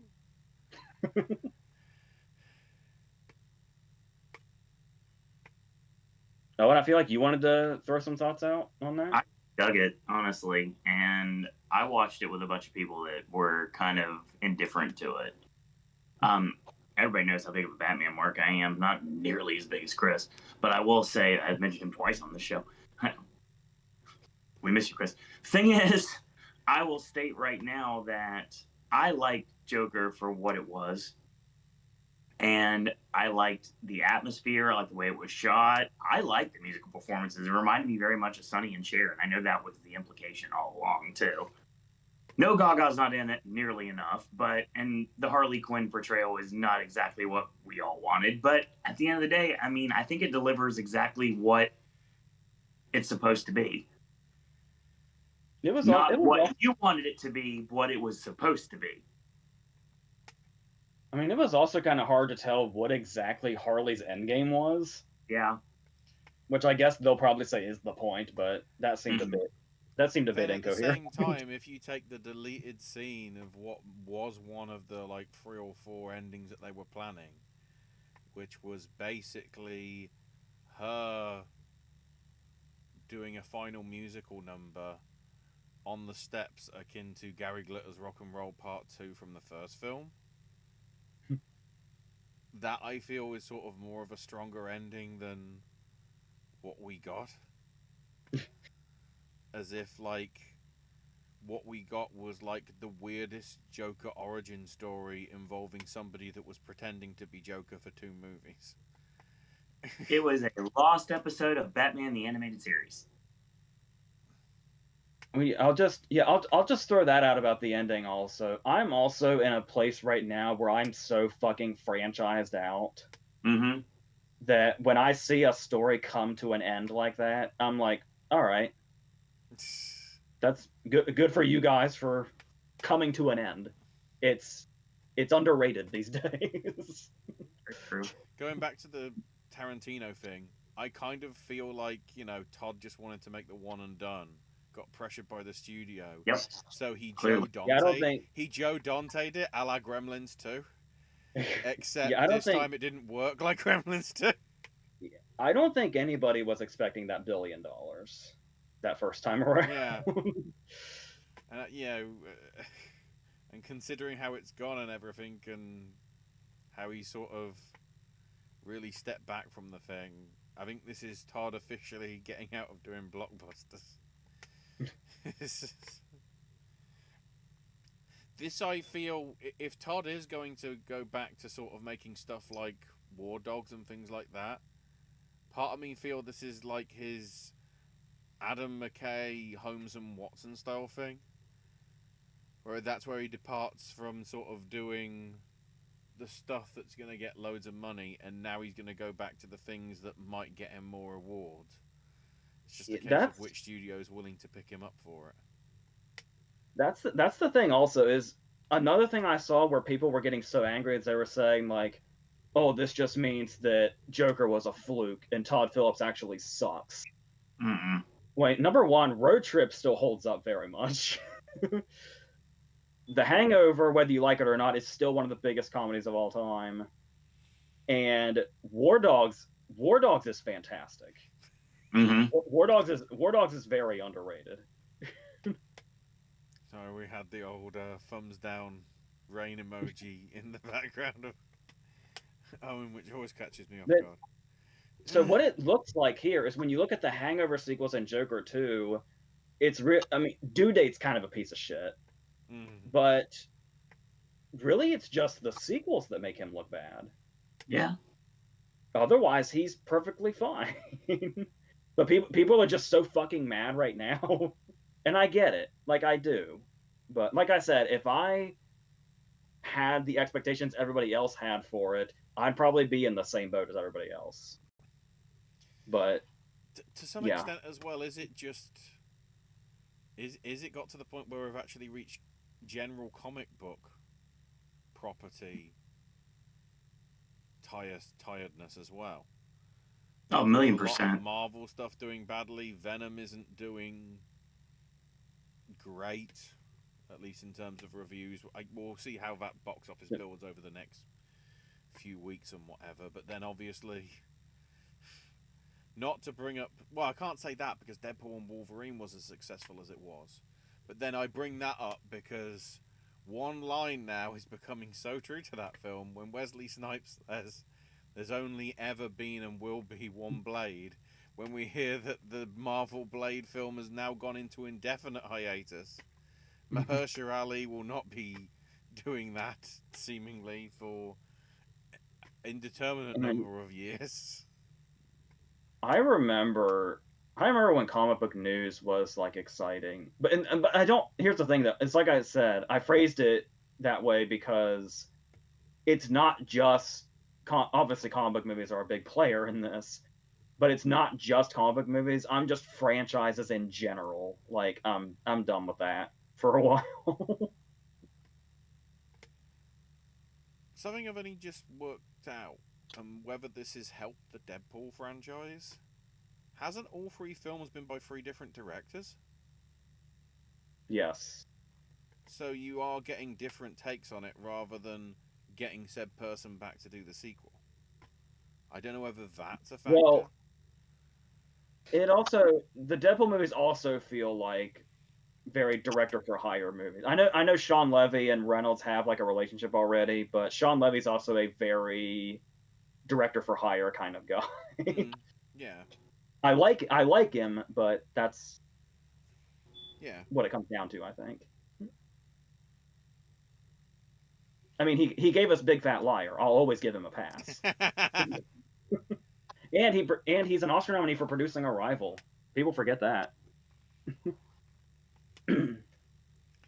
Right, do you want to go through the early parts of chat that I haven't already gone over, Owen, and then I'll...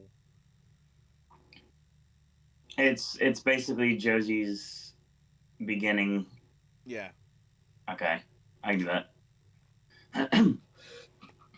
Josie had some first-time watches for spooky season. Her words, not mine. VFX went to Yokai Monsters, 100 Monsters from 1968. Best teen movie was The Girl on the Broomstick from 1972. The Dysfunctional Family Award went to Spider Baby from 1967. Yes. Patrick Doyle. Good job, AJ. Yes, I love Spider Baby. Patrick Doyle's Needful Things score won in 1993. Pulse won sound in 2001.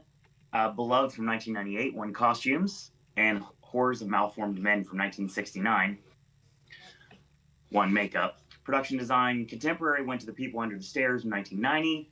And cinematography was black and white for An Empty Dream from 1965. And Kawaii from 1964 for color. Charles Gray, not that one, won for A Devil Rides Out in 1968. You know. Supporting actress went to Tandy Newton for Beloved, and original screenplay was The People Under the Stairs. Adapted screenplay went to The Devil Rides Out. Lead actor was Li Zhao for The Enchanting Shadow in 1960. Karen Black for Burnt Offerings in 1976 was lead actress, and ensemble went to Needful Things for 1993. Oh, by the way, Josie says, great job with that video, AJ, talking about the Needful Things video that just dropped recently. Thank you. I was happy with that. I was worried about it, but then I was happy with how it turned out. So that's good to hear. Makes sense. Best love story was 1960's The Enchanting Shadow. Director was Yu Yoon Mok for An Empty Dream in 1965. And Best Picture went to Wes Craven's The People Under the Stairs. Wow. Pretty cool. Right. I think I've got the rest. Are you done from there? Yeah, I thought I'd let you list off all the sort of the horror award stuff. So yeah, Josie. Speaking of horror awards, all I need to say right now, 'tis the season after all. I got a different seasonal award. Yes. Commandos. Oh my god. That exists. The Blu-ray. Oh my god. Why is this a thing? Why was it not a thing before? That's the real question. I get to see low quality video in 4K. Well, not 4K, I guess 2K. If it's Why don't you Blu-ray, get someone to project? Why don't you get someone to project it on the side of a brick building, and then we'll talk. That'd be amazing. I know it would. I would love to see it right now. why don't? I know they did it years. I know they did it during pandemic time with Nolan films, but put it on a giant. Put it on the big screen in Fortnite. I want to see people like with their popcorn emotes, then going, "The hell is this?" We'll just project it on Hogwarts Castle.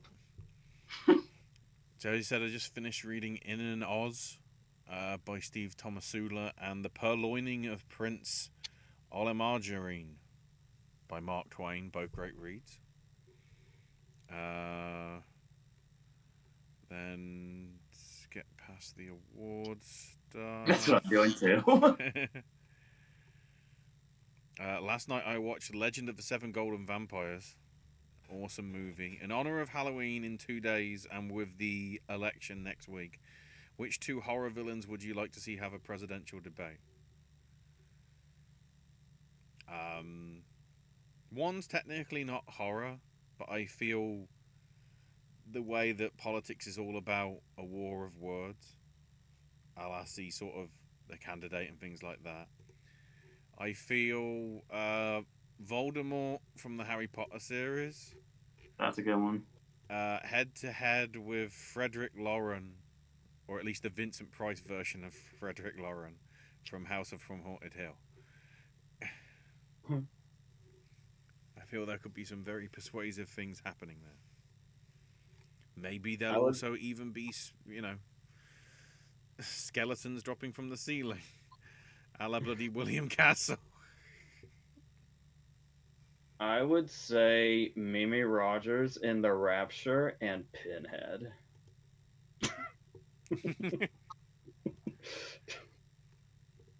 I'm gonna go with Hannibal Lecter and Freddy Krueger.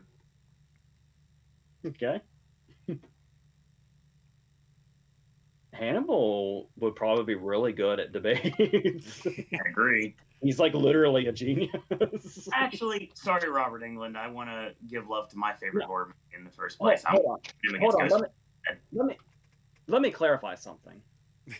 If I was running for president right now, I would not continuously talk about how much I like Hannibal as a person, but just because that's the kind of thing you have to say now. But no, if we're talking about a fictional debate with Hannibal actually participating, that I can get on board with. I was misquoted. I meant Hannibal, the guy with the elephants. Just as long as not Hannibal the wrestler, we're fine. Which singer would most likely get an original song Oscar? Sky Riley from Smile 2 or Lady Raven from Trap? I think that's from the both. I got the right films, I think. You did. Well, to my understanding, Trap was kind of supposed to be Swift-like. Mm-hmm. And Naomi Scott's supposed to be Gaga-like. Yes, correct. One of those people has an Oscar for a song already. So that would be... I'm not saying anything anti-Swift. I'm just saying Lady Gaga has an Oscar for a song already. And if that's the vibe we're going with. If that's the vibe... I haven't seen Smile... I will see Smile 2 very soon. As mildly terrified as I am of that. I still love that quote that I see all the because of Calvin Dyson's Bond reviews and the infamous clip from the making of Moonraker that's on the DVDs that are behind me, when Cubby Broccoli says, "We don't deal in science fiction, we didn't deal with science fact." So all those laser guns and everything, it's actual science fact. I feel what we just said in terms of Lady Gaga has an Oscar and Taylor Swift is on the verge of science fact. So here's the thing. Sky Riley would have a much better performance at the Oscars. I think Lady Raven's music would have a better chance of getting nominated. But I like them both equally. Spencer says Smile Demon. I've seen Smile 2 5 times. Dear God, how? This movie's like Aliens or Godfather Part 2. Such a mindfuck. Love it. Not an incorrect statement. Godfather Part 2's a mindfuck? I need to watch it again this weekend when it's on TV. Nah, I just played the video game.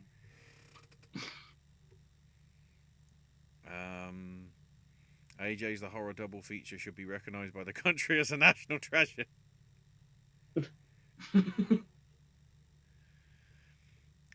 Spencer also excited for Sky Rolling. Season of the Witch with Nicolas Cage. I wasn't intending that reference, Spencer, but I guess, you know. Or Drive Angry with Nicolas Cage.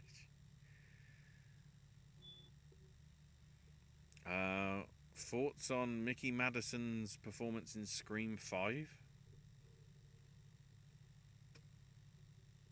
Well, for starters, it's a little spoilery, are we? Bad.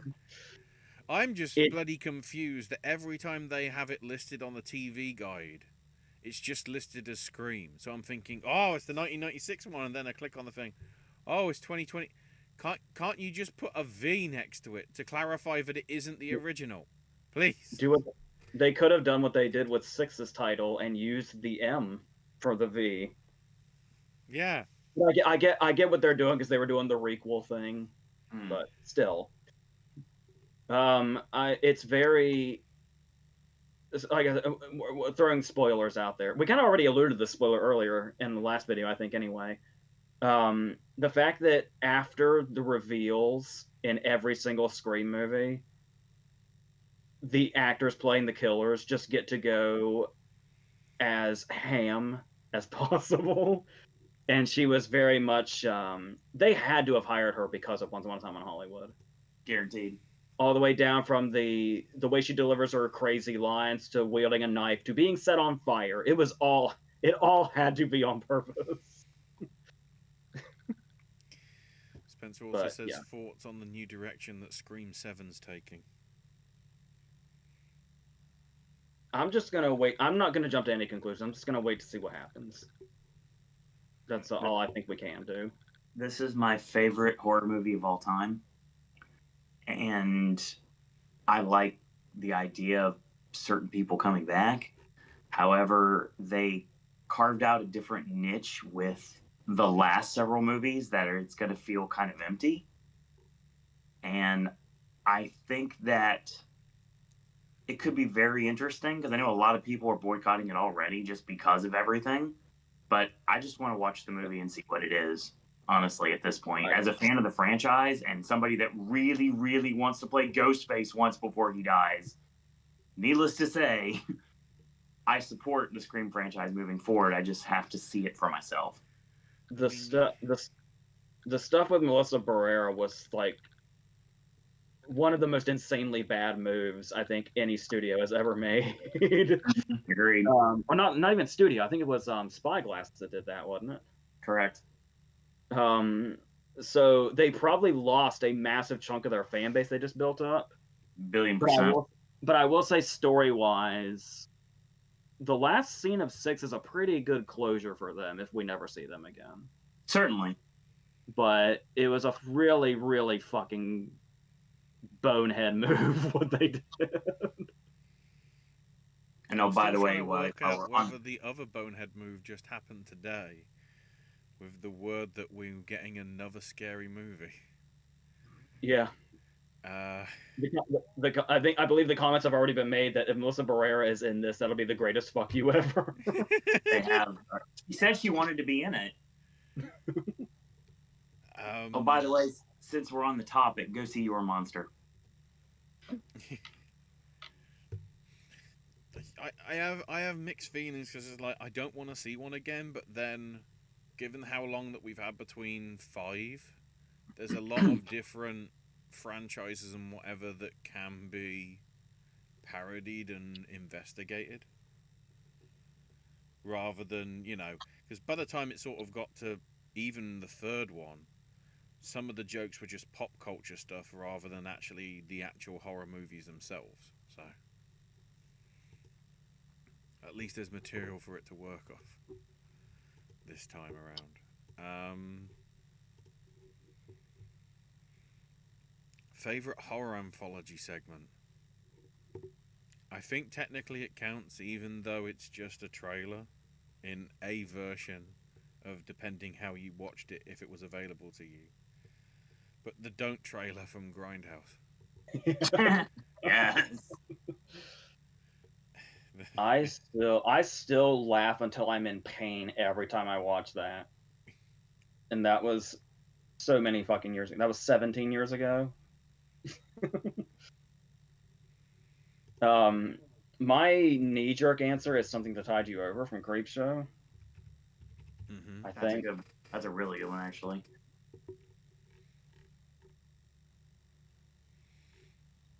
I don't know if there's anything else directed at me personally, but I'm probably going to have to sign off if there was anything else I'll like briefly major. see if there's anything. Favorite letters in ABCs of Death. They all suck. Fuck them. Emily Blunt should do a horror anthology film segment. I'm seeing if there's anything. Oh, Bri, last Oscar movies of 2000 I've watched since the last podcast. Monster House, You Can Count on Me, Away from Her, Talk to Her, a lot of her. Paradise Now, Frozen River, Sophie Scholl, The Final Days, The White Ribbon, Venus, Departures, Barden Meinhof Complex, and Iris. To see if there's anything. There were some things that would be. That's an Owen question. Yeah, Bryce says ever since 2021, Best Actress has been more competitive on getting Oscar nominations, and throughout the decade, Best Actor's been getting more boring because 3 out of 4 so far Best Actors at the Oscars matched with SAG. Because with actor, when we have closest to the nominations, we have the 4 obvious and the 1 other, and it could be just the SAG 5 again this year. Oh, and Bry's Blu-rays that he picked up. Master and Commander, Roman J. Israel Esquire. We brought... Damn it, Denzel. Boy and the Heron, Poor Things, and then from the Amazon Prime sale, Charlie and the Chocolate Factory, Crude, Ice Age, Die Hard's 1 and 2, 20th Century Woman, Frida, Castaway, Pursuit of Happiness, and 3 Billboards. There's probably more, but if AJ's got to go, me and Owen will wrap up the rest of it. Before we go, AJ can be found here on the network with content leading all the way up till the beginning of November. There's been a little bit of an issue when it comes to a filming schedule, but it's spooky season, so it makes sense that it'd be busier. So plenty of AJ's movie reviews. I'm sure there's plenty of Stephen King content, plenty of double features, plenty of straight to video, all that coming in the near future. And plus, Halloween itself, given its special nature, is going to be a special video for viewers that really like one certain franchise. That's probably going to go up on Halloween regardless. It just might not be. It might not be dated as Halloween.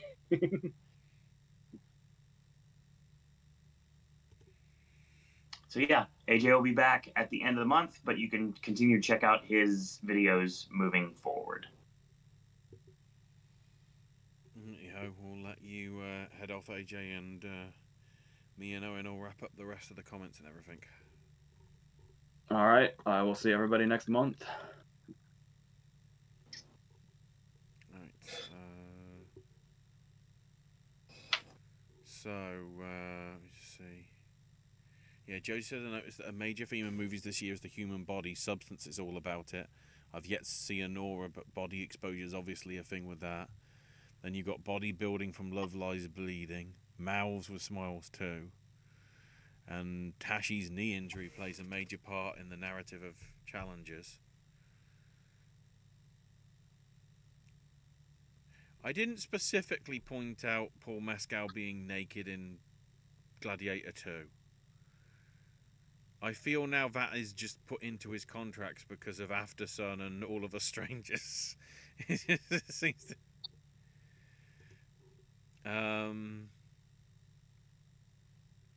Spencer also mentioned the Gotham Awards nominations got released with a lot of love for Honora and Challengers, and also Pamela Anderson for her last Bombshell stuff.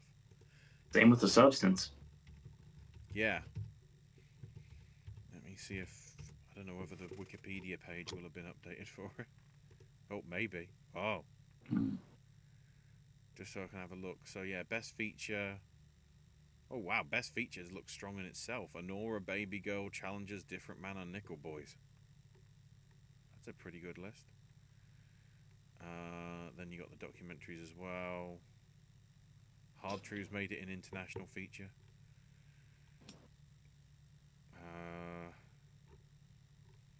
Yeah, Substance made it in for... Oh, Substance only made it in for Demi for lead. Shame there's no nod for... In fact, that's the only nod, actually, for Substance. Nobody else made it in terms of anything. The ensemble tribute goes to Piano Lesson, and Denis Villeneuve will be getting the director tribute for Doom Part 2, that famous independent film. I know it's for like the rest of his career, but it's like, I find it hilarious that he's getting the director tribute for something that is definitely not indie. And I guess, you know, can we classify Netflix as indie anymore with how big it is? Really, to a great extent. Then again, of course, Challengers is Amazon, so the same with that, I guess.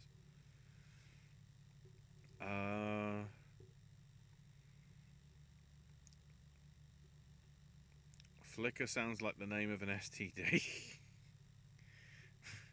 Oh, and Josie also mentions rest in peace, Terry Garr. Mm-hmm. Conversation and Young Frankenstein being jobs in the same year is kind of crazy. And then I guess to some extent having something like Close Encounters, but then also Cole Reiner's Oh God, which I don't know whether that's good because I've never heard of it.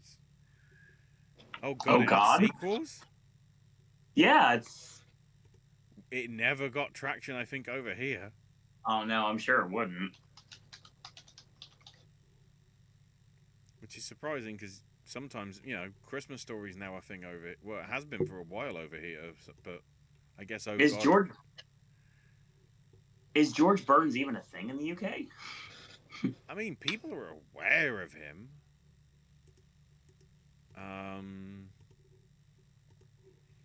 Yeah, you know, because of his sort of his George Burns show stuff sort of got over, and what was it, Sunshine Boys? Mm. To some extent, but probably from his later bit, the only stuff that carried over here would maybe be sadly Sergeant Pepper's Lonely Hearts Club Band.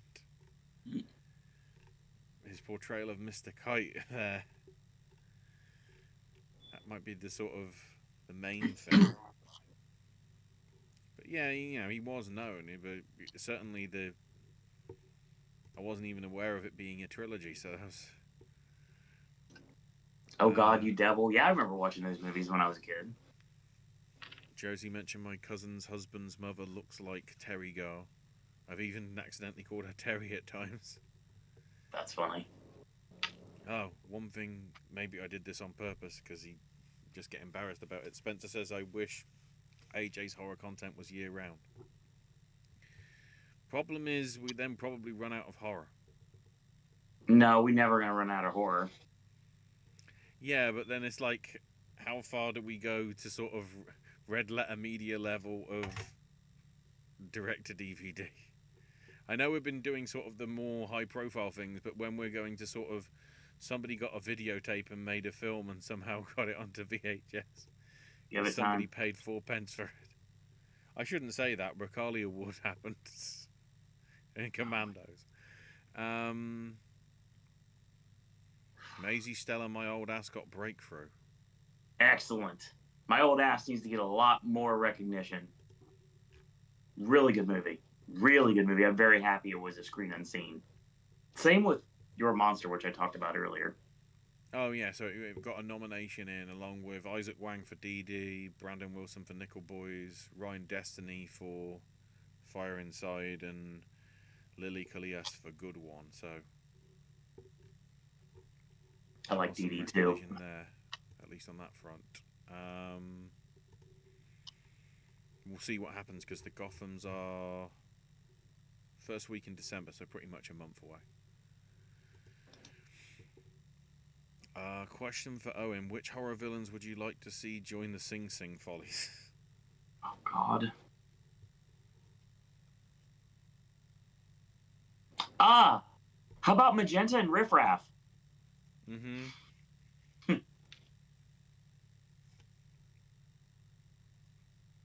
I feel, yeah, they'd be a sort of good fit. Well, I mean, so they're sort of, follies anyway in Yes. Rocky Horror to some extent. So. That's why it makes more sense. Yeah. Another book recommendation of something I've read recently is Birdwing by Rafe Martin, inspired by the Six Swans fairy tale.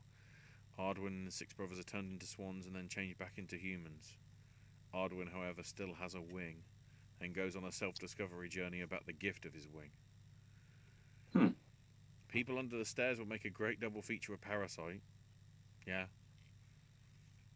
Part of me wonders if at the Globes, Culkin will be part of lead actor in comedy, but then go into supporting for Oscar. That's a potential. We'll see.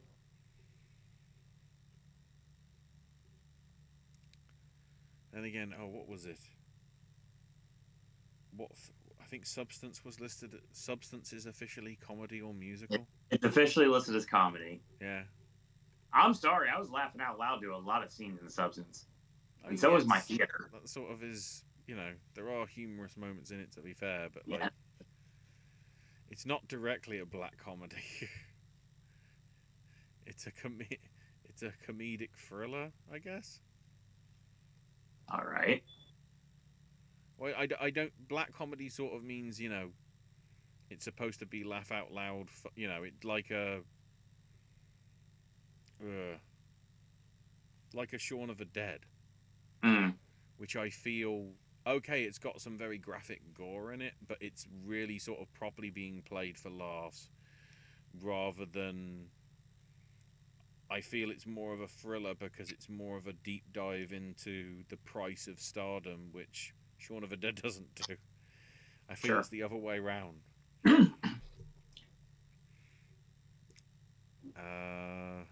Which couples from this year's films would you like to see attend couples therapy, and who would be their therapist?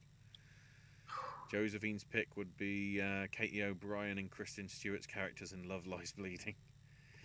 That's a good one. I like that.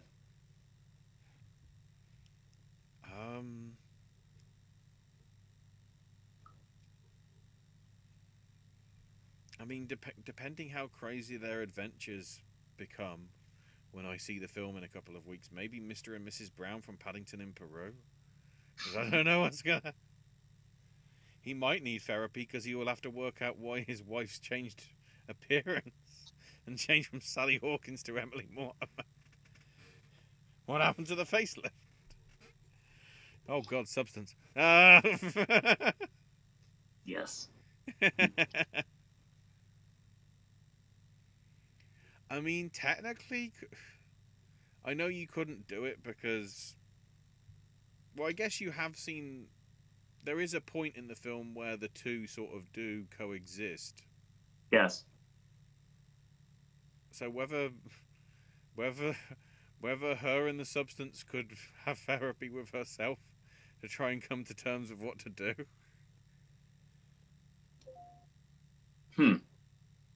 Then again, I still think it would have been a sort of Sparks, this town ain't big enough for the both of us result of it anyway, so maybe not the best option.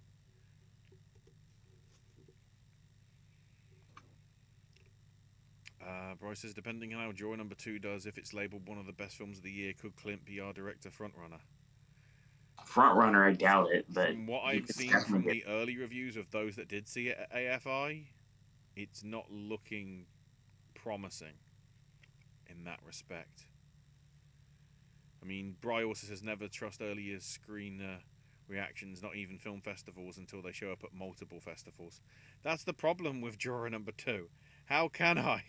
It's showing up at one festival and then it's releasing, but barely anybody's going to be able to see it in America, even though it seems to be getting a somewhat wider release over here because it's on at way more screens than I thought it was, considering how they're not even bothering in America, really. Nope. It'll be hard to see. Um, in that respect, I'm sort of tempted to try and see it anyway, but all the times are sort of, again, it's like it's a Clint Eastwood film. You'd have thought the market is probably, people Clint Eastwood's demographic, the Silver Rinse Brigade, or whatever you want to call them. The over 50s or 60s. But the only showings of the film are late at night, which, especially with the clocks going back, means if people did want to see it, they'd be leaving in the dark, which they may not want to do. It just feels like something that should be put on at sort of 1 in the afternoon Sure. for the right market to be able to see it. Especially when you've got, at least for us, Heretics coming out that same week, and then there's still going to be from when we're getting Red 1 on Wednesday next week, a week from now. Ours is shortly after that. Which I feel for a Christmas movie. I get a Christmas movie in America coming out then because you're building up to Thanksgiving. But given how we'll only be, however, few days removed from Bonfire Night, and obviously only just after Halloween, for us there's nothing really until Christmas, so. And the majority of Christmas films that have dared to release that early over here don't really have enough traction when it comes to Christmas anyway. Right. Plus, I don't know how many screens Moana 2 will try and take over. And anything like that. Brian mentions Joaquin Phoenix going to be in Ari Aster's new film, which is apparently Western themed. Bry's other Blu-rays from the Amazon Prime sale: The Queen, The King's Speech, The Original Gladiator, The Holdovers, and Past Lives. Lots of good movies there. And then a good triple from the Criterion flash sale: Godland, Anatomy of a Fall, and All of Us Strangers. I like that a lot. Never saw Godland. Hopefully when I've said like, you haven't been spammed, everybody, by the like button flashing up on your display. Oh no. I think it's only supposed to happen once. So, hopefully it hasn't gone too crazy in that respect. Right. So, just double checking that nothing else has been put in chat. Nope. So, yeah. That is all from us from these predictions. We'll be back somewhere at the back end of November to do our penultimate predictions for the calendar year of 2024. But will probably be our, third or fourth to last well, no, because usually we go November, December, and then the final predictions before the Oscars happen, which I think is mid to late January-ish. Something like that. From what I remember, so. But yeah, we'll be back at the end of November, for sure. I have a McRib video that's, I guess, we'll try and put out November 1st.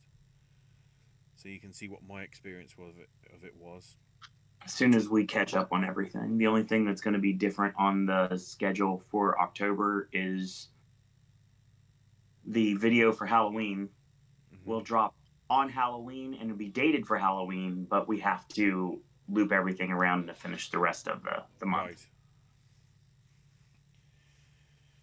So that might sort of go through. There is the other thing that I might try and do if I manage to get the breakfast menu for. I don't know if it's I think it said it's a temporary edition, so I'll have to get that filmed before that disappears in mid-November and they switch to probably the Christmas range and whatever. And then the usual sort of other stuff that might be coming.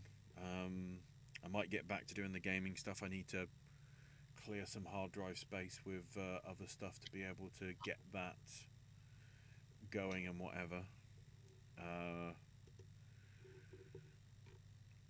Owen will be, once he's rested from the fog. Not John Carpenter's The Fog. No.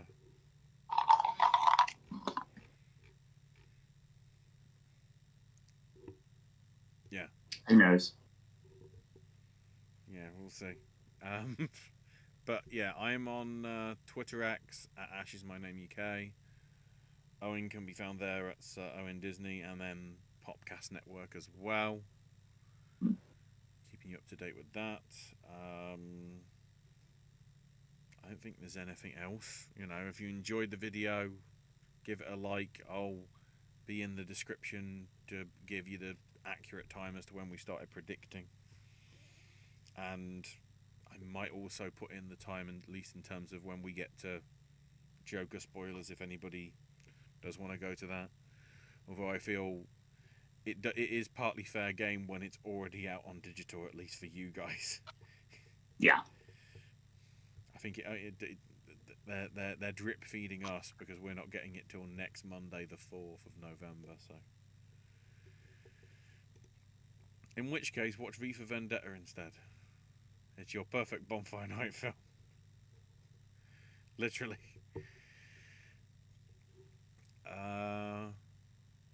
But yeah, I think that's everything. Do you want to do the official wrap up? Yeah. Thanks everyone for watching. Thanks everyone for tuning in. And again, if you like what you see, then obviously just hit the notification bell to be notified anytime we're going to be uploading anything, no matter what it may be. Anything from Voices of Liberty content all the way to AJ's movie reviews to Ashley's gaming segments to any of these podcasts we do to celebrate the awards season, which is upcoming. That being said, I want to thank you guys and girls out there for watching and stream Talking to Myself and Call Me Beat Me. And never forget, Taylor is awesome. That's all you have to hear. And in the meantime, I want to thank you guys and girls out there for watching. And until next time, boys and girls, that's all we got to say about that.